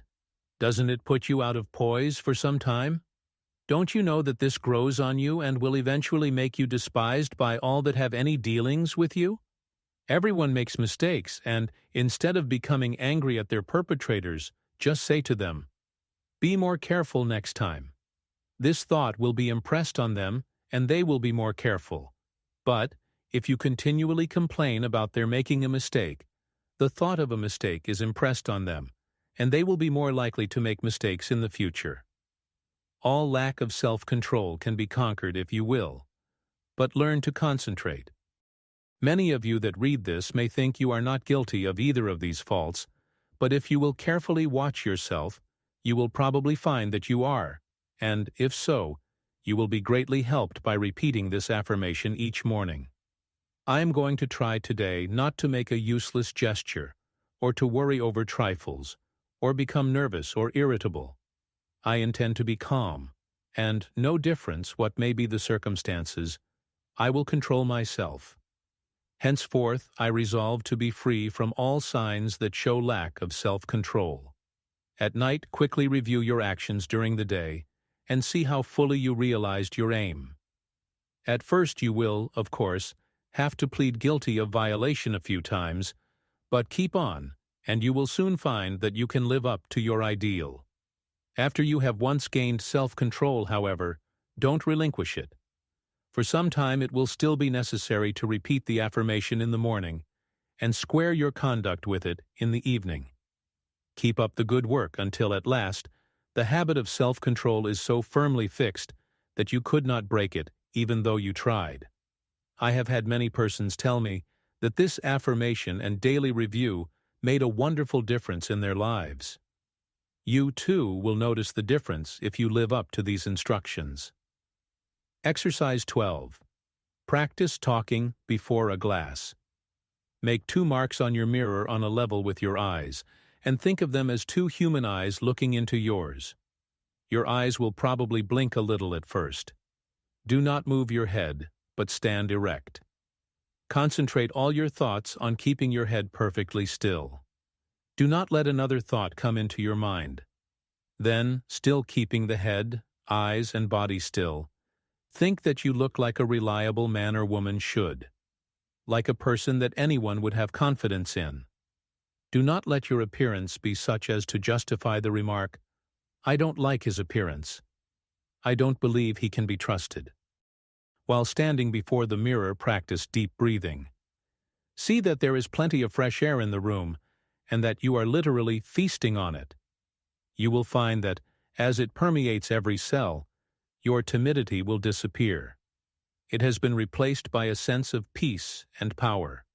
The one that stands up like a man and has control over the muscles of his face and eyes always commands attention. In his conversation, he can better impress those with whom he comes in contact. He acquires a feeling of calmness and strength that causes opposition to melt away before it. 3 minutes a day is long enough for the practice of this exercise. Look at the clock before you commence the exercise, and if you find you can prolong the exercise for more than 5 minutes, do so. The next day, sit in a chair and, without looking at the picture, concentrate on it and see if you cannot think of additional details concerning it. The chances are you will be able to think of many more. It might be well for you to write down all you thought of the first day and then add to the list each new discovery. You will find that this is a very excellent exercise in concentration. Exercise 13. The control of sensations. Think how you would feel if you were cool, then how you would feel if you were cold, again how you would feel if it were freezing. In this state you would be shivering all over. Now think of just the opposite conditions. Construct such a vivid image of heat that you are able to experience the sensation of heat even in the coldest atmosphere. It is possible to train your imagination until you do this, and it can then be turned to practical account in making undesirable conditions bearable. You can think of many very good exercises like this. For instance, if you feel yourself getting hungry or thirsty, and for any reason you do not wish to eat, do not think of how hungry or thirsty you are, but just visualize yourself as finishing a hearty meal. Again, when you experience pain, do not increase it by thinking about it, but do something to divert your attention, and the pain will seem to decrease. If you will start practicing along this line systematically, you will soon gain a wonderful control over the things that affect your physical comfort. Exercise 14.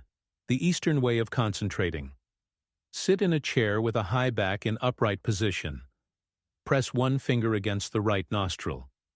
Now take a long, deep breath, drawing the breath in gently as you count 10. Then expel the breath through the right nostril as you count 10. Repeat this exercise with the opposite nostril. This exercise should be done at least 20 times at each sitting. Exercise 15. Controlling desires. Desire, which is one of the hardest forces to control, will furnish you with excellent exercises in concentration. It seems natural to want to tell others what you know, but by learning to control these desires, you can wonderfully strengthen your powers of concentration. Remember, you have all you can do to attend to your own business. Do not waste your time in thinking of others or in gossiping about them. If, from your own observation, you learn something about another person that is detrimental, keep it to yourself. Your opinion may afterwards turn out to be wrong anyway, but whether right or wrong, you have strengthened your will by controlling your desire to communicate your views. If you hear good news, resist the desire to tell it to the first person you meet, and you will be benefited thereby. It will require the concentration of all your powers of resistance to prohibit the desire to tell. After you feel that you have complete control over your desires, you can then tell your news.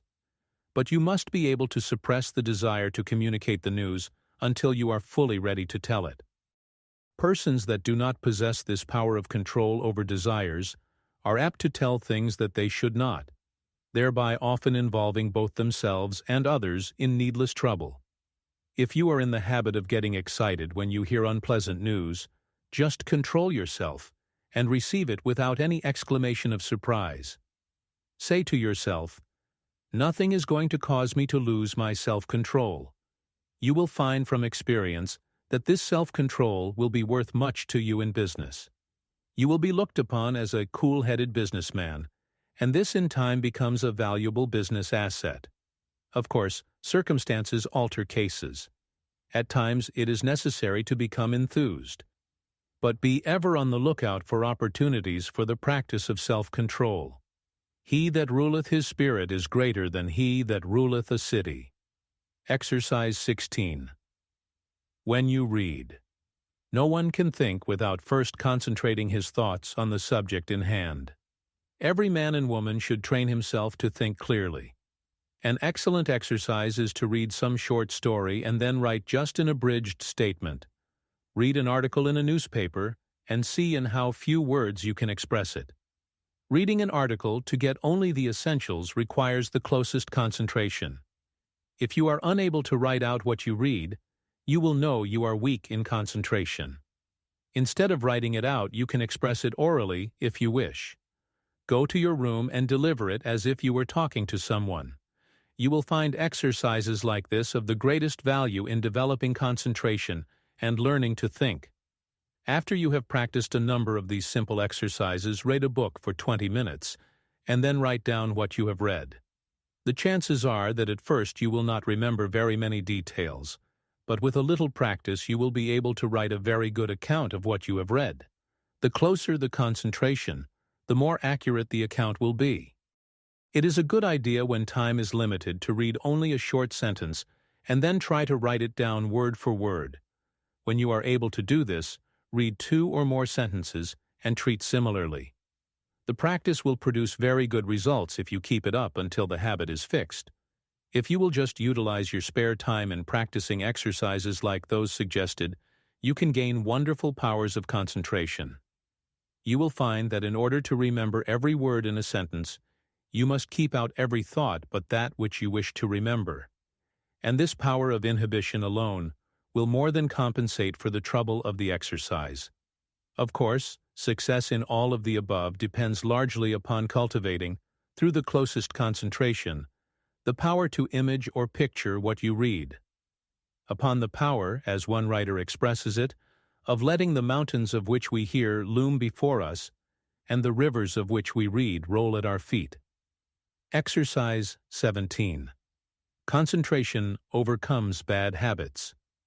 If you have a habit that you want to get rid of, shut your eyes and imagine that your real self is standing before you.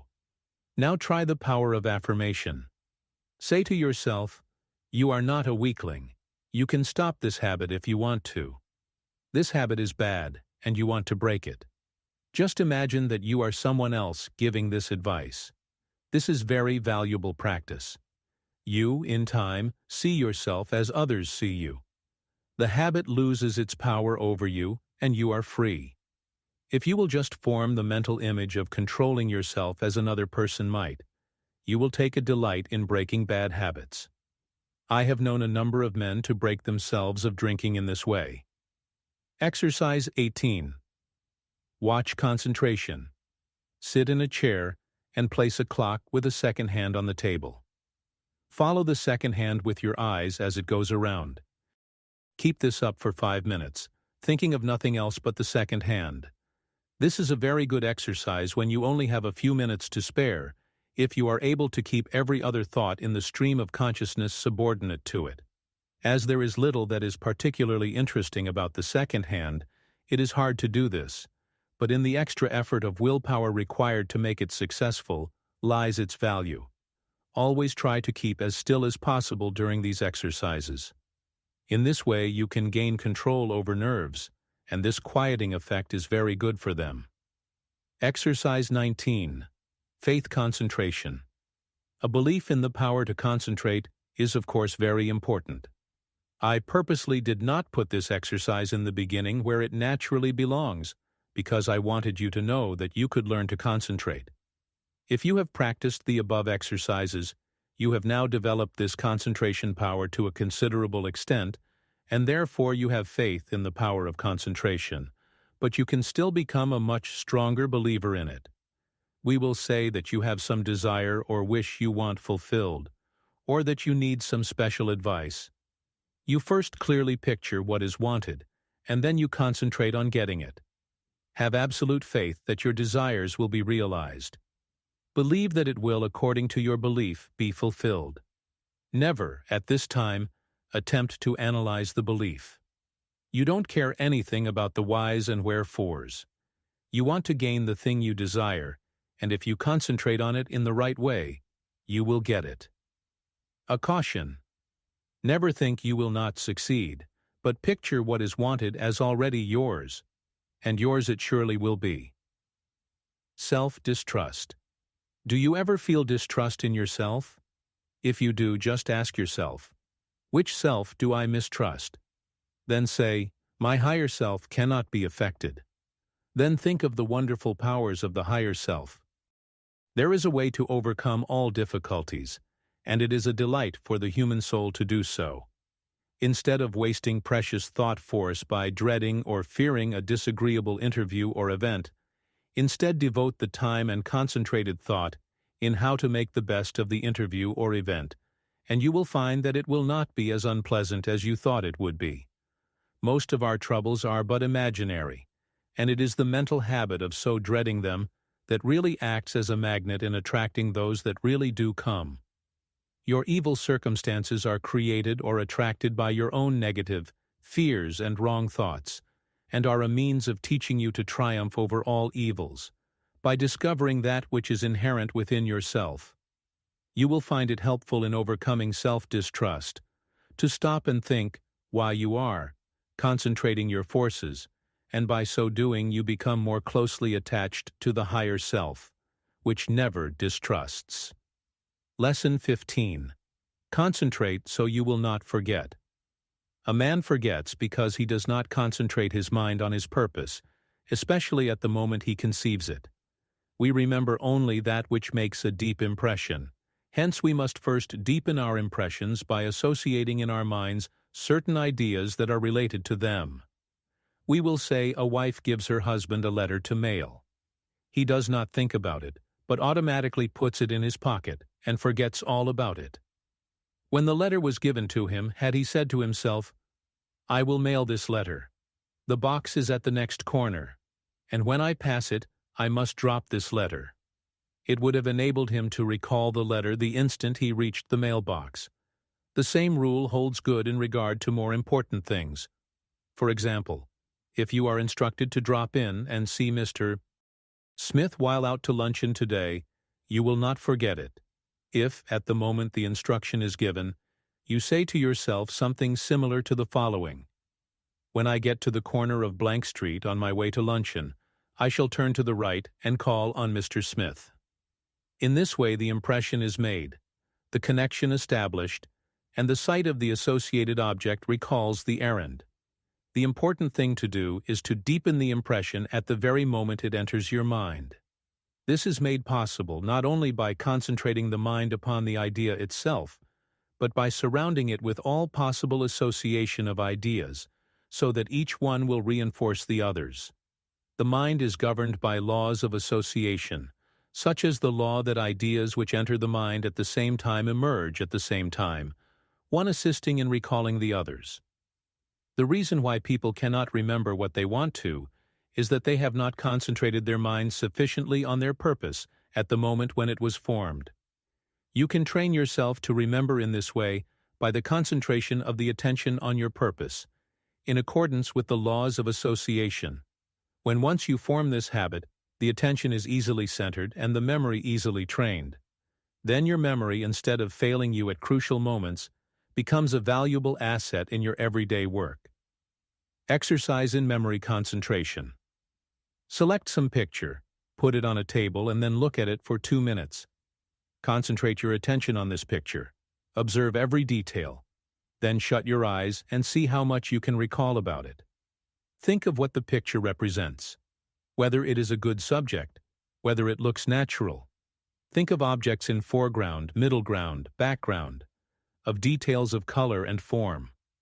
Now open your eyes and hold yourself rigidly to the correction of each and every mistake.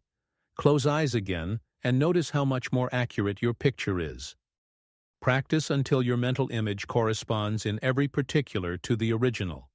Nature is a wonderful instructor, but there are very few who realize that when we get in touch with nature, we discover ourselves. That by listening to her voice, with that curious inner sense of ours, we learn the oneness of life and wake up to our own latent powers. Few realize that the simple act of listening and concentrating is our best interior power, for it brings us into close contact with the highest, just as our other senses bring us into touch with the coarser side of human nature. The closer we live to nature, the more developed is this sense. So-called civilization has overdeveloped our other senses, at the expense of this one. Children unconsciously realize the value of concentration. For instance, when a child has a difficult problem to solve and gets to some knotty point which he finds himself mentally unable to do, though he tries his hardest, he will pause and keep quite still, leaning on his elbow, apparently listening. Then you will see, if you are watching, sudden illumination come, and he goes on happily and accomplishes his task. A child instinctively but unconsciously knows when he needs help. He must be quiet and concentrate. All great people concentrate and owe their success to it. The doctor thinks over the symptoms of his patient, waits, listens for the inspiration, though quite unconscious, perhaps, of doing so. The one who diagnoses in this way seldom makes mistakes. An author thinks his plot, holds it in his mind, and then waits, and illumination comes. If you want to be able to solve difficult problems, you must learn to do the same. Lesson 16. How concentration can fulfill your desire. It is a spiritual law that the desire to do necessarily implies the ability to do. You have all read of Aladdin's lamp, which accomplished such wonderful things. This, of course, is only a fairy story, but it illustrates the fact that man has within him the power, if he is able to use it, to gratify his every wish. If you are unable to satisfy your deepest longings, it is time you learned how to use your God-given powers. You will soon be conscious that you have latent powers within capable, when once developed, of revealing to you priceless knowledge and unlimited possibilities of success. Man should have plenty of everything, and not merely substance to live on as so many have. All natural desires can be realized. It would be wrong for the infinite to create wants that could not be supplied. Man's very soul is in his power to think, and it, therefore, is the essence of all created things. Every instinct of man leads to thought, and in every thought there is great possibility because true thought development, when allied to those mysterious powers which perhaps transcend it, has been the cause of all the world's true progress. In the silence we become conscious of that something which transcends thought, and which uses thought as a medium for expression. Many have glimpses of that something, but few ever reach the state where the mind is steady enough to fathom these depths. Silent, concentrated thought is more potent than spoken words, for speech distracts from the focusing power of the mind by drawing more and more attention to the without. Man must learn more and more to depend on himself, to seek more for the infinite within. It is from this source alone that he ever gains the power to solve his practical difficulties. No one should give up when there is always the resources of infinity. The cause of failure is that men search in the wrong direction for success, because they are not conscious of their real powers that when used are capable of guiding them. The infinite within is foreign to those persons who go through life without developing their spiritual powers. But the infinite helps only he who helps himself. There is no such thing as a special providence. Man will not receive help from the infinite, except to the extent that he believes and hopes and prays for help from this great source. Concentrate on what you want and get it. The weakling is controlled by conditions. The strong man controls conditions. You can be either the conqueror or the conquered. By the law of concentration, you can achieve your heart's desire. This law is so powerful that that which at first seems impossible becomes attainable. By this law, what you at first see as a dream becomes a reality. Remember that the first step in concentration is to form a mental image of what you wish to accomplish. This image becomes a thought seed that attracts thoughts of a similar nature. Around this thought, when it is once planted in the imagination or creative region of the mind, you group or build associated thoughts, which continue to grow as long as your desire is keen enough to compel close concentration.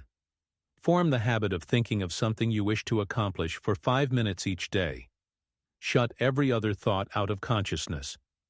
Be confident that you will succeed. Make up your mind that all obstacles that are in your way will be overcome, and you can rise above any environment. You do this by utilizing the natural laws of the thought world, which are all-powerful.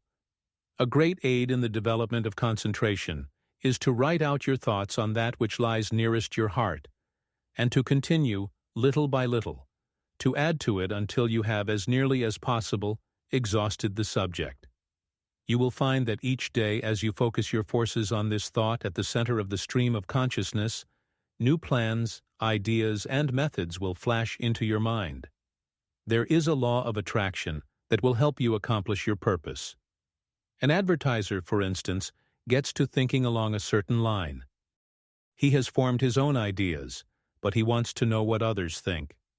He starts out to seek ideas, and he soon finds plenty of books, plans, designs, etc., on the subject, although when he started he was not aware of their existence. The same thing is true in all lines. We can attract those things that will help us. Very often we seem to receive help in a miraculous way. It may be slow in coming, but once the silent, unseen forces are put into operation, they will bring results so long as we do our part. They are ever present and ready to aid those who care to use them. By forming a strong mental image of your desire, you plant the thought seed, which begins working in your interest, and, in time, that desire, if in harmony with your higher nature, will materialize. It may seem that it would be unnecessary to caution you to concentrate only upon achievement that will be good for you and work no harm to another. But there are many who forget others and their rights in their anxiety to achieve success. All good things are possible for you to have, but only as you bring your forces into harmony with that law that requires that we mete out justice to fellow travelers as we journey along life's road. So first think over the thing wanted, and if it would be good for you to have. Say, I want to do this. I am going to work to secure it. The way will be open for me. If you fully grasp mentally the thought of success and hold it in mind each day, you gradually make a pattern or mold which in time will materialize. But by all means keep free from doubt and fear, the destructive forces. Never allow these to become associated with your thoughts. At last you will create the desired conditions and receive help in many unlooked-for ways that will lift you out of the undesired environment. Life will then seem very different to you, for you will have found happiness through awakening within yourself the power to become the master of circumstances instead of their slave. To the beginner in this line of thought, some of the things stated in this book may sound strange, even absurd, but instead of condemning them, give them a trial. You will find they will work out. The inventor has to work out his idea mentally before he produces it materially. The architect first sees the mental picture of the house he is to plan, and from this works out the one we see. Every object, every enterprise, must first be mentally created. I know a man that started in business with 13 cents and not $1's worth of credit. In 10 years, he has built up a large and profitable business. He attributes his success to 2 things: belief that he would succeed and hard work. There were times when it did not look like he could weather the storm. He was being pressed by his creditors who considered him bankrupt. They would have taken 50 cents on the dollar for his notes and considered themselves lucky. But by keeping up a bold front, he got an extension of time when needed. When absolutely necessary for him to raise a certain sum at a certain time, he always did it. When he had heavy bills to meet, he would make up his mind that certain people that owed him would pay by a certain date, and they always did. Sometimes he would not receive their check until the last mail of the day of the extension, and I have known him to send out a check with the prospect of receiving a check from one of his customers the following day. He would have no reason other than his belief in the power of affecting the mind of another by concentration of thought for expecting that check, but rarely has he been disappointed. Just put forth the necessary concentrated effort, and you will be wonderfully helped from sources unknown to you. Remember the mystical words of Jesus, the Master, "Whatsoever thing ye desire when ye pray, pray as if ye had already received, and ye shall have." Lesson 17. Ideals developed by concentration.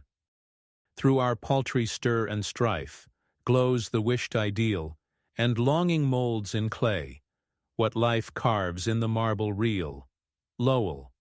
We often hear people spoken of as idealists. The fact is, we are all idealists to a certain extent, and upon the ideals we picture depends our ultimate success. You must have the mental image if you are to produce the material thing. Everything is first created in the mind. When you control your thoughts, you become a creator. You receive divine ideas and shape them to your individual needs. All things of this world are to you just what you think they are. Your happiness and success depend upon your ideals. You are responsible for every condition you go through, either consciously or unconsciously.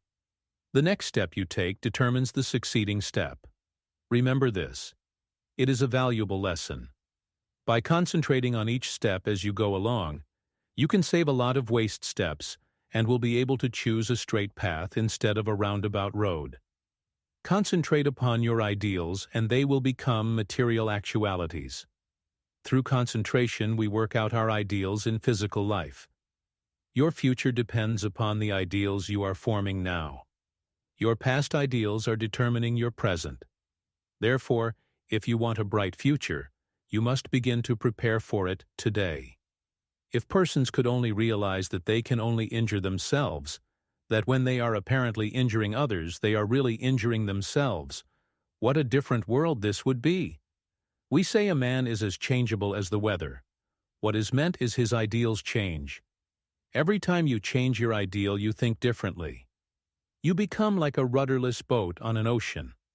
Therefore, realize the importance of holding to your ideal until it becomes a reality. You get up in the morning determined that nothing will make you lose your temper. This is your ideal of a person of real strength and poise. Something takes place that upsets you completely, and you lose your temper. For the time being, you forget your ideal. If you had just thought a second of what a well-poised person implies, you would not have become angry. You lose your poise when you forget your ideal. Each time we allow our ideals to be shattered, we also weaken our willpower. Holding to your ideals develops willpower. Don't forget this.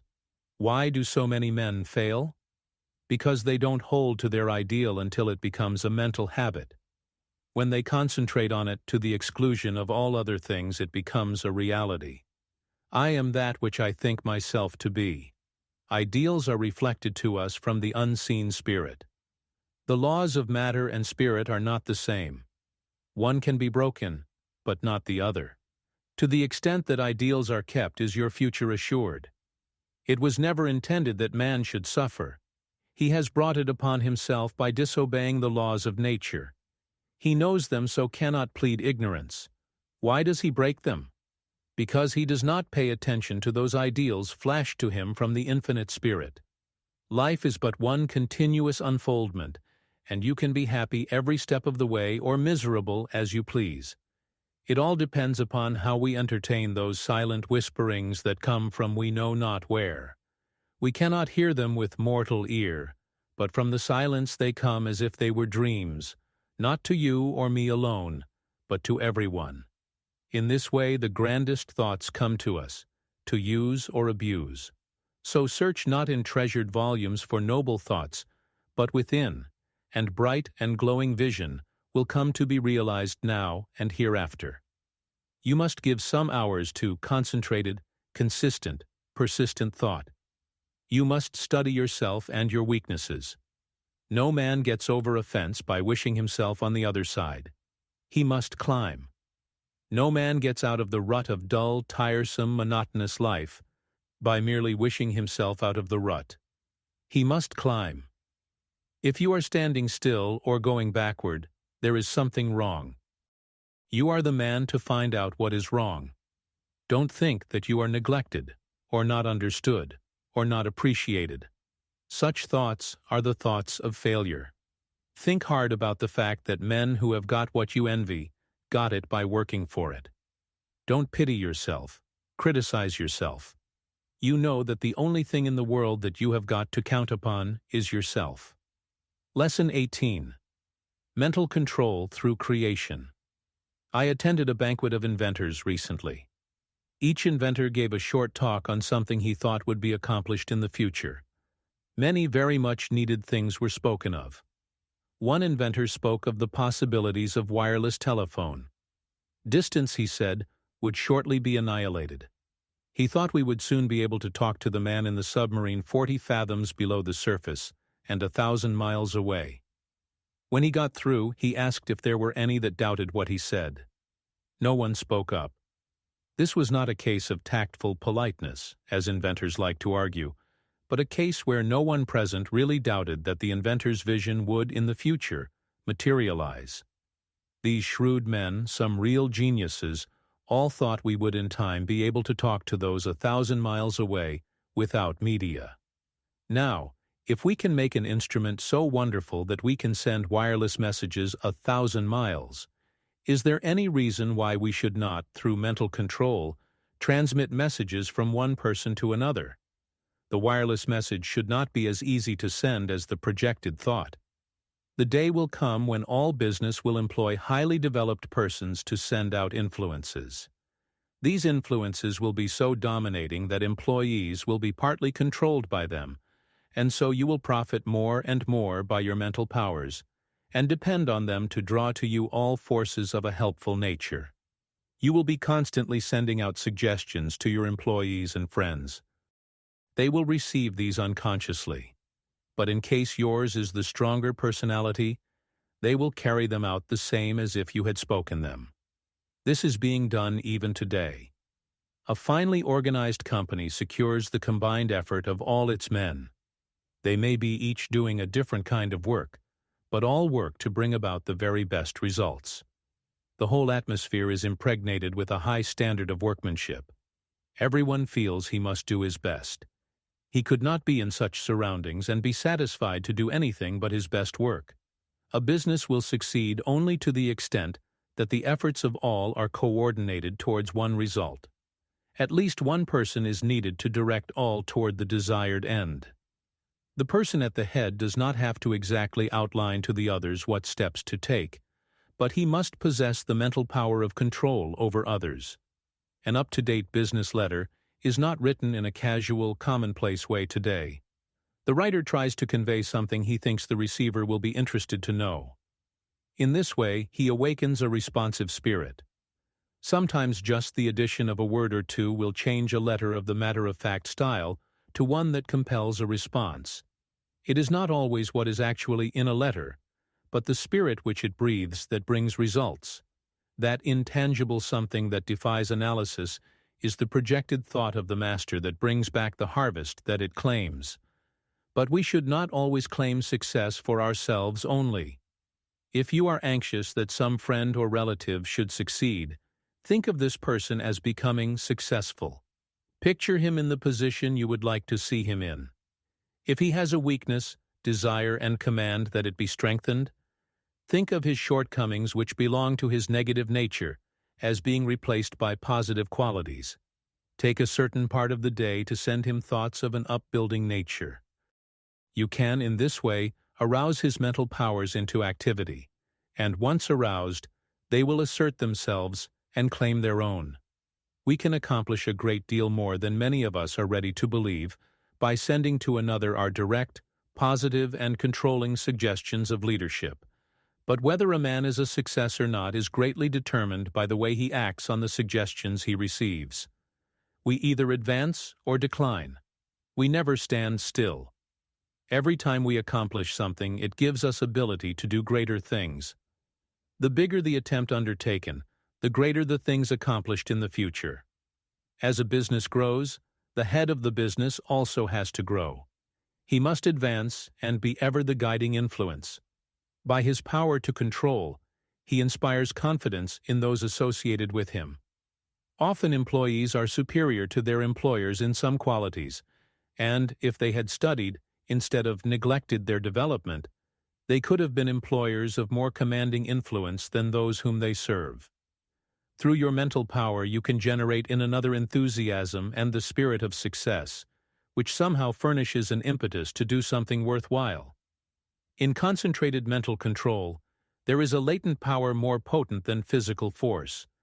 The person becomes aware that the attitude of the mind has a power of controlling, directing, and governing other forces. He has been placed in an attitude capable of acquiring that which he desires. All of us, no matter how strong we are affected by the mental forces of our environment. There is no one that can remain neutral to influences. The mind cannot be freed from the forces of a place. If the environment of your place of business is not helpful, it will be harmful. That is why a change of position will often do a person a great deal of good. No person was ever intended to live alone. If you are shut up with only your own thoughts, you suffer from mental starvation. The mind becomes narrow. The mental powers weaken. Living alone often causes some of the milder forms of insanity.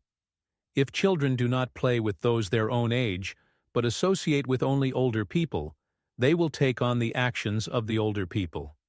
The same is true of older persons if they associate with people younger than they are. They take on the spirit of youth. If you wish to retain your youth, you need the influences of youth. Like attracts like all over the world. The thought element plays a great part in our lives. Every business must not only command physical effort, but it must also command thought effort. There must be coordination of thought. All employers should aim to secure employees that think along similar lines. They will work in fuller sympathy with each other. They will better understand each other. This enables them to help each other, which would be utterly impossible if they were not in sympathy with each other. It is this that goes to make up a perfect organization, which directs and influences them toward the one end. Instead of each person being a separate unit, each one is like a spoke in a big wheel. Each member carries his own load, and he would not think of shirking. Anyone working in such an atmosphere could not help turning out his best work. All great leaders must be able to inspire this cooperative spirit. They first secure assistants through their mental control. They then make their assistants realize the value of mental control. Soon there is a close bond between them. They are working toward a single purpose. They profit by their combined effort. The result is that they accomplish much. If your business is conducted in the right spirit, you can instill your thoughts and your ideas into your employees. Your methods and ideas become theirs. They don't know it, but your mental forces are shaping their work. They are just as certain to produce results as any physical force in nature. The up-to-date businessman of the future is going to take pains to get his employees to think and reason better. He will not want them to become depressed or discouraged.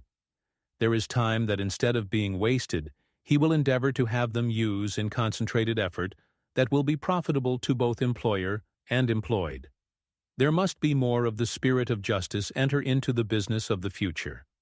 There is a firm I know that will not hire an employee until he has filled out an application blank. No doubt those that fill it out think it is foolishness, but it is not. A capable manager can look over this application blank and pretty nearly tell if this person will fit into his management. The main thing he wants to know is the applicant's capacity for efficient cooperative effort. He wants persons that have faith in themselves. He wants them to realize that when they talk of misfortunes and become blue, they are likely to communicate the same depressing influence to others. The up-to-date manager wants to guard against hiring employees who will obstruct his success. You must realize that every moment spent in thinking of your difficulties of the past, every moment spent in bad company is attracting to you all that is bad, is attracting influences that must be shaken off before you can advance. Many firms prefer to hire employees that never worked before, so that they have nothing to unlearn. They are then not trained, but have no bad business habits to overcome. They are more easily guided and grasp the new methods more effectively, because they are not contrary to what they have already learned. They are at once started on the right road, and as they cooperate readily, they receive the mental support of the management in learning the methods that have been perfected. This inspires confidence in themselves, and they soon become efficient and, finally, skilled workers. Most big business firms today employ efficiency experts. Each day or week they are in a different department. They earn their money because they familiarize persons with very little business experience, with plans that has taken the expert years of training and much money to perfect. The attitude we take has a great deal more to do with our success than most of us realize. We must be able to generate those forces that are helpful.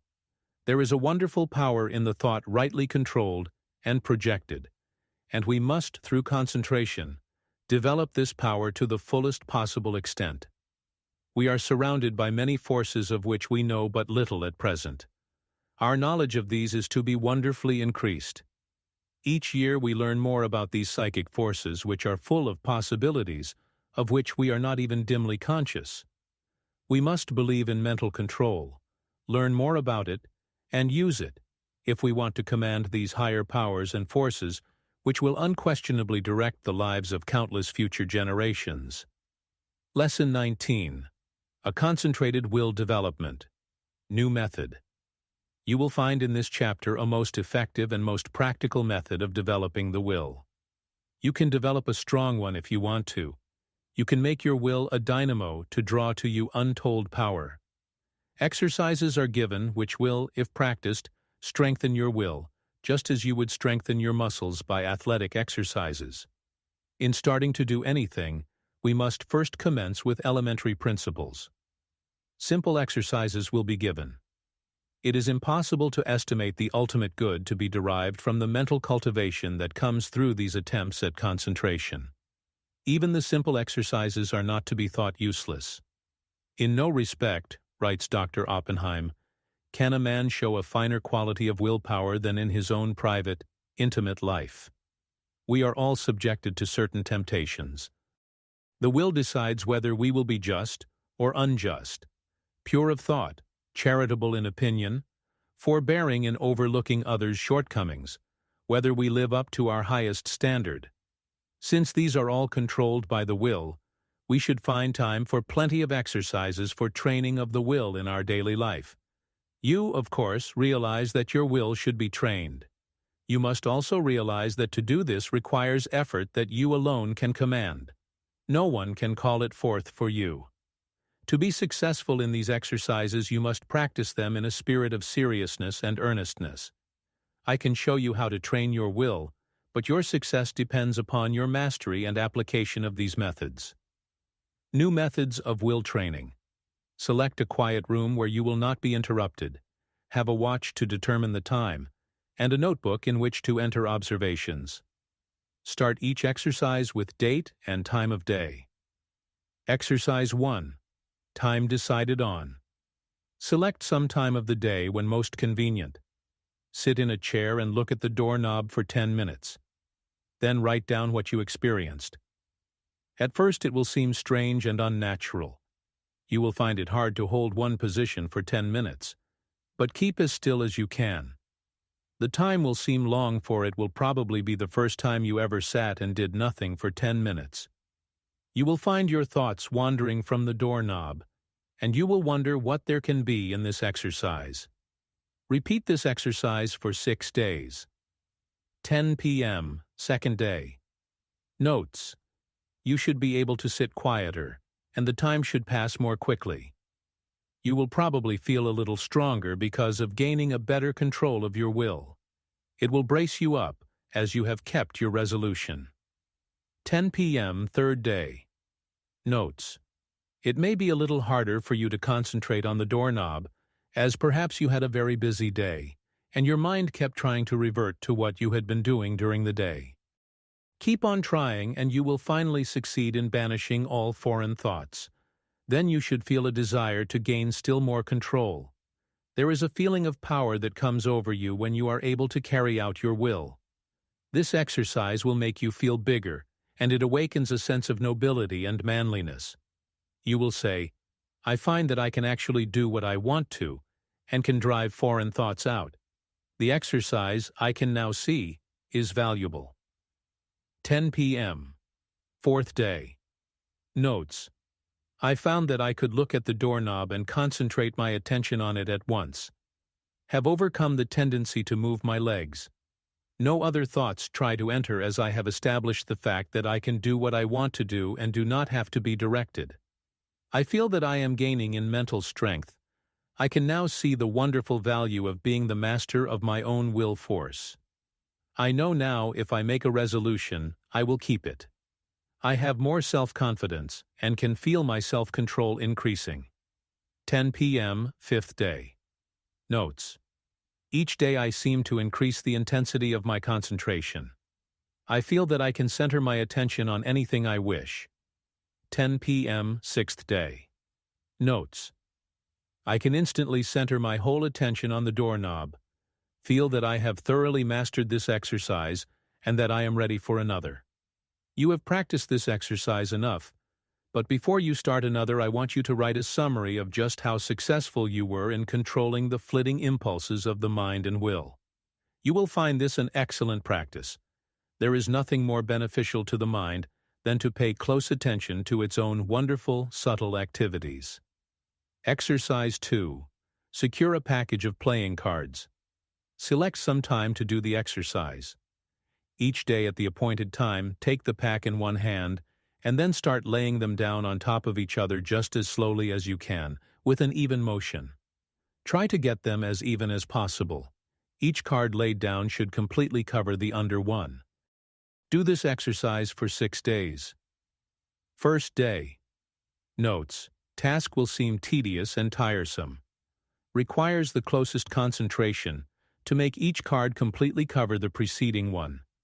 You will probably want to lay them down faster. It requires patience to lay them down so slowly, but benefit is lost if not so placed. You will find that at first your motions will be jerky and impetuous. It will require a little practice before you gain an easy control over your hands and arms. You probably have never tried to do anything in such a calm way. It will require the closest attention of your will. But you will find that you are acquiring a calmness you never had before. You are gradually acquiring new powers. You recognize how impulsive and impetuous you have been, and how, by using your will, you can control your temperament. Second day. Notes. You start laying the cards down slowly. You will find that by practice you can lay them down much faster, but you want to lay them down slowly, and therefore you have to watch yourself. The slow, steady movement is wearisome. You have to conquer the desire of wanting to hurry up. Soon you will find that you can go slowly or fast at will. Third day. Notes. You still find it hard to go slowly. Your will urges you to go faster. This is especially true if you are impulsive, as the impulsive character finds it very difficult to do anything slowly and deliberately. It goes against the grain. This exercise still is tiresome, but when you do it, it braces you up mentally. You are accomplishing something you do not like to do. It teaches you how to concentrate on disagreeable tasks. Writing these notes down you will find very helpful. Fourth day. Notes. I find that I am beginning to place the cards in a mathematical way. I find one card is not completely covering another. I am getting a little careless and must be more careful. I command my will to concentrate more. It does not seem so hard to bring it under control. Fifth day. Notes. I find that I am overcoming my jerky movements, that I can lay the cards down slowly and steadily. I feel that I am rapidly gaining more poise. I am getting better control over my will each day, and my will completely controls my movements. I begin to look on my will as a great governing power. I would not think of parting with the knowledge of will I have gained. I find it is a good exercise and know it will help me to accomplish my tasks. 6th day. Notes. I begin to feel the wonderful possibilities of the will. It gives me strength to think of the power of will. I am able to do so much more and better work now, that I realize that I can control my will action. Whatever my task, my will is concentrated on it. I am to keep my will centered there until the task is finished. The more closely and definitely I determine what I shall do, the more easily the will carries it out. Determination imparts compelling force to the will. It exerts itself more. The will and the end act and react on each other. 7th day. Notes. Now try to do everything you do today faster. Don't hurry or become nervous.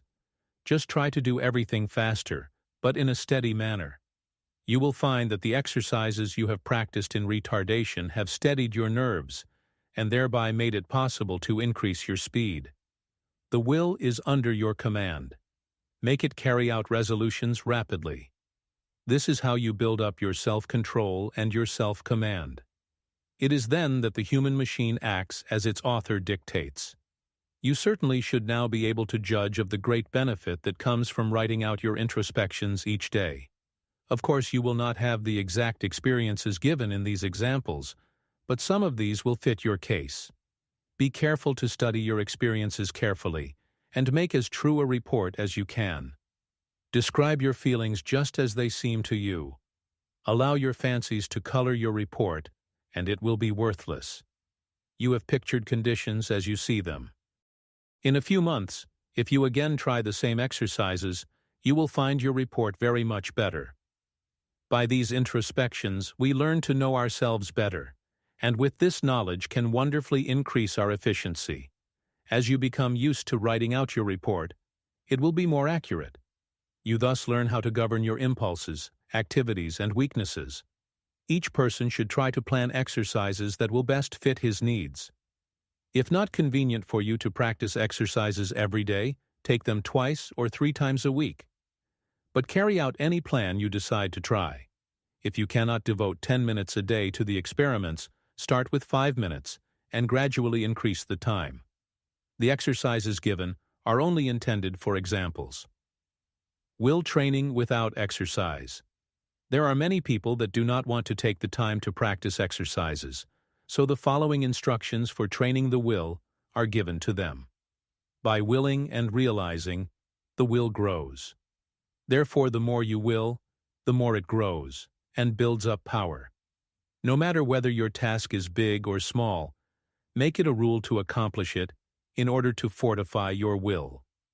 Form the habit of focusing your will in all its strength upon the subject to be achieved. You form in this way the habit of getting a thing done, of carrying out some plan.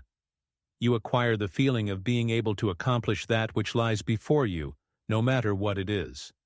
This gives you confidence and a sense of power that you get in no other way. You know when you make a resolution that you will keep it. You do not tackle new tasks in a half-hearted way, but with a bold, brave spirit. We know that the will is able to carry us over big obstacles. Knowing this, despair never claims us for a victim. We have wills and are going to use them with more and more intensity, thus giving us the power to make our resolutions stronger, our actions freer, and our lives finer and better. The education of the will should not be left to chance. It is only definite tasks that will render it energetic, ready, persevering, and consistent. The only way it can be done is by self-study and self-discipline. The cost is effort, time, and patience, but the returns are valuable. There are no magical processes leading to will development, but the development of your will works wonders for you because it gives you self-mastery, personal power, and energy of character. Concentration, of the will to win. The adaptability of persons to their business environment is more a matter of determination than anything else. In this age, we hear a good deal of talk about a man's aptitudes. Some of his aptitudes, some of his powers, may be developed to a wonderful extent, but he is really an unknown quality until all his latent powers are developed to their highest possible extent. He may be a failure in one line and a big success in another. There are many successful men that did not succeed well at what they first undertook, but they profited by their efforts in different directions, and this fitted them for higher things. Whereas had they refused to adjust themselves to their environment, the tide of progress would have swept them into oblivion. My one aim in all my works is to try and arouse in the individual the effort and determination to develop his full capacities, his highest possibilities. One thing I want you to realize at the start, that it is not so much ability as it is the will to do that counts. Ability is very plentiful, but organizing initiative and creative power are not plentiful. It is easy to get employees, but to get someone to train them is harder. Their abilities must be directed to the work they can do. They must be shown how, while at this work, to conserve their energy, and they must be taught to work in harmony with others, for most business concerns are dominated by a single personality, concentrating on driving force within. We are all conscious at times that we have somewhere within us an active driving force that is ever trying to push us onward to better deeds. It is that force that makes us feel determined at times to do something worthwhile. It is not thought, emotion, or feeling. This driving force is something distinct from thought or emotion. It is a quality of the soul, and therefore it has a consciousness all its own. It is the I will do of the will. It is the force that makes the will concentrate. Many have felt this force working within them, driving them on to accomplish their tasks. All great men and women become conscious that this supreme and powerful force is their ally in carrying out great resolutions. This driving force is within all, but until you reach a certain stage you do not become aware of it. It is most useful to the worthy. It springs up naturally without any thought of training. It comes unprovoked and leaves unnoticed. Just what this force is we do not know, but we do know that it is what intensifies the will in demanding just and harmonious action. The ordinary human being, merely as merchandise, if he could be sold as a slave, would be worth $10,000. If somebody gave you a $5,000 automobile, you would take very good care of it. You wouldn't put sand in the carburetor, or mix water with the gasoline, or drive it furiously over rough roads, or leave it out to freeze at night. Are you quite sure that you take care of your own body, your own health, your only real property, as well as you would take care of a $5,000 automobile if it were given to you? The man who mixes whiskey with his blood is more foolish than a man would be if he mixed water with gasoline in his car. You can get another car. You cannot get another body. The man who misses sleep lives irregularly, bolts his food so that his blood supply is imperfect. That is a foolish man treating himself as he would not treat any other valuable piece of property. Do you try to talk with men and women who know more than you do? And do you listen, rather than try to tell them what you know? There are 100,000 men of 50 and men of 60 running along in the old rut, any one of whom could get out of it and be counted among the successful men if only the spark could be found to explode the energy within them now going to waste. Each man must study and solve his own problem. Lesson 20. Concentration reviewed. In bringing this book to a close, I again want to impress you with the inestimable value of concentration, because those that lack this great power, or, rather that fail to develop it, will generally suffer from poverty and unhappiness, and their life's work will most often be a failure, while those that develop and use it will make the most of life's opportunities. I have tried to make these lessons practical, and I am sure that many will find them so. Of course, the mere reading of them will not do you a great deal of good, but if the exercises are practiced and worked out and applied to your own individual case, you should be able to acquire the habit of concentration in such measure as to greatly improve your work and increase your happiness. But remember, the best instruction can only help you to the extent to which you put it into practice. I have found it an excellent idea to read a book through first, and then reread it. And when you come to an idea that appeals to you, stop and think about it. Then, if applicable to you, repeat it over and over, that you will be impressed by it. In this way you can form the habit of picking out all the good things you read, and these will have a wonderful influence on your character. In this closing chapter, I want to impress you to concentrate on what you do, instead of performing most of your work unconsciously or automatically, until you have formed habits that give you the mastery of your work and your life powers and forces. Very often the hardest part of work is thinking about it. When you get right into it, it does not seem so disagreeable. This is the experience of many when they first commence to learn how to concentrate. So never think it a difficult task, but undertake it with the I will spirit, and you will find that its acquirement will be as easy as its application will be useful. Read the life of any great man, and you will generally find that the dominant quality that made him successful was the ability to concentrate. Study those that have been failures, and you will often find that lack of concentration was the cause. One thing at a time, and that done will, is a good rule, as I can tell. All men are not born with equal powers, but it is the way they are used that counts. Opportunity knocks at every man's door. Those that are successful hear the knock and grasp the chance. The failures believe that luck and circumstances are against them. They always blame someone else instead of themselves for their lack of success. We get what is coming to us, nothing more or less. Anything within the universe is within your grasp. Just use your latent powers, and it is yours. You are aided by both visible and invisible forces when you concentrate on either to do or to be. Everyone is capable of some concentration, for without it, you would be unable to say or do anything. People differ in the power to concentrate, because some are unable to, will to hold the thought in mind for the required time. The amount of determination used determines who has the strongest will. No one's is stronger than yours. Think of this whenever you go against a strong opponent. Never say, I can't concentrate today. You can do it just the minute you say, I will. You can keep your thoughts from straying, just the same as you can control your arms. When once you realize this fact, you can train the will to concentrate on anything you wish. If it wanders, it is your fault. You are not utilizing your will. But don't blame it on your will and say it is weak.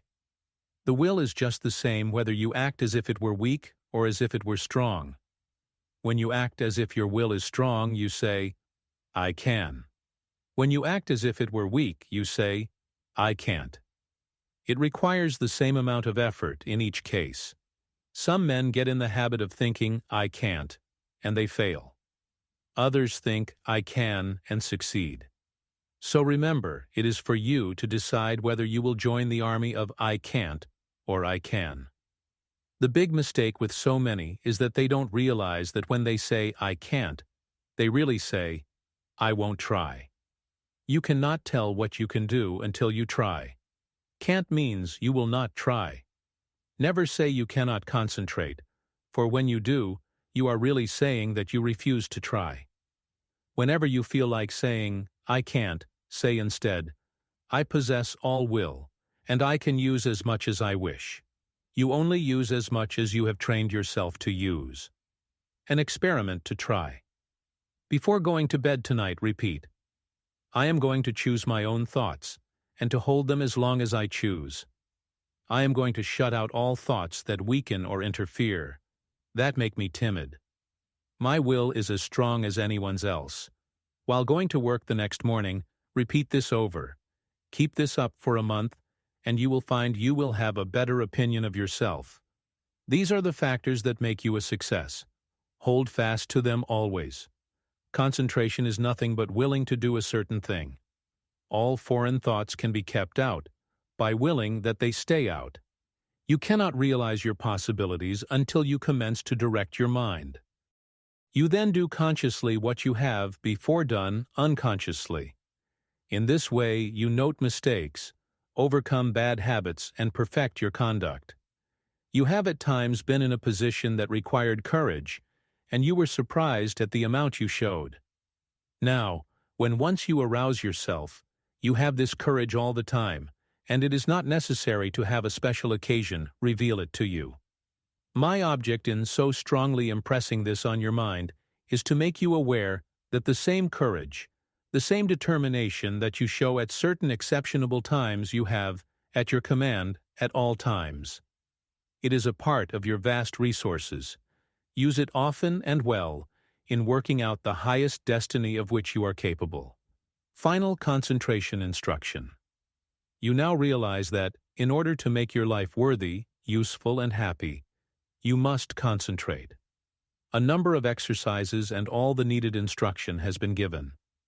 It now remains for you to form the highest ideal that you can in the present and live up to that ideal, and try to raise it. Don't waste your time in foolish reading. Select something that is inspiring, that you may become en rapport with those that think thoughts that are worthwhile. Their enthusiasm will inspire and enlighten you. Read slowly and concentrate on what you are reading. Let your spirit and the spirit of the author commune, and you will then sense what is between the lines, those great things which words cannot express. Pay constant attention to one and one thing only for a given time, and you will soon be able to concentrate. Hang on to that thought ceaselessly until you have attained your object. When you work, let your mind dwell steadily on your task. Think before you speak, and direct your conversation to the subject under discussion. Do not ramble. Talk slowly, steadily, and connectedly. Never form the hurry habit, but be deliberate in all you do. Assume static attitudes without moving a finger or an eyelid, or any part of your body. Read books that treat of but one continuous subject. Read long articles and recall the thread of the argument.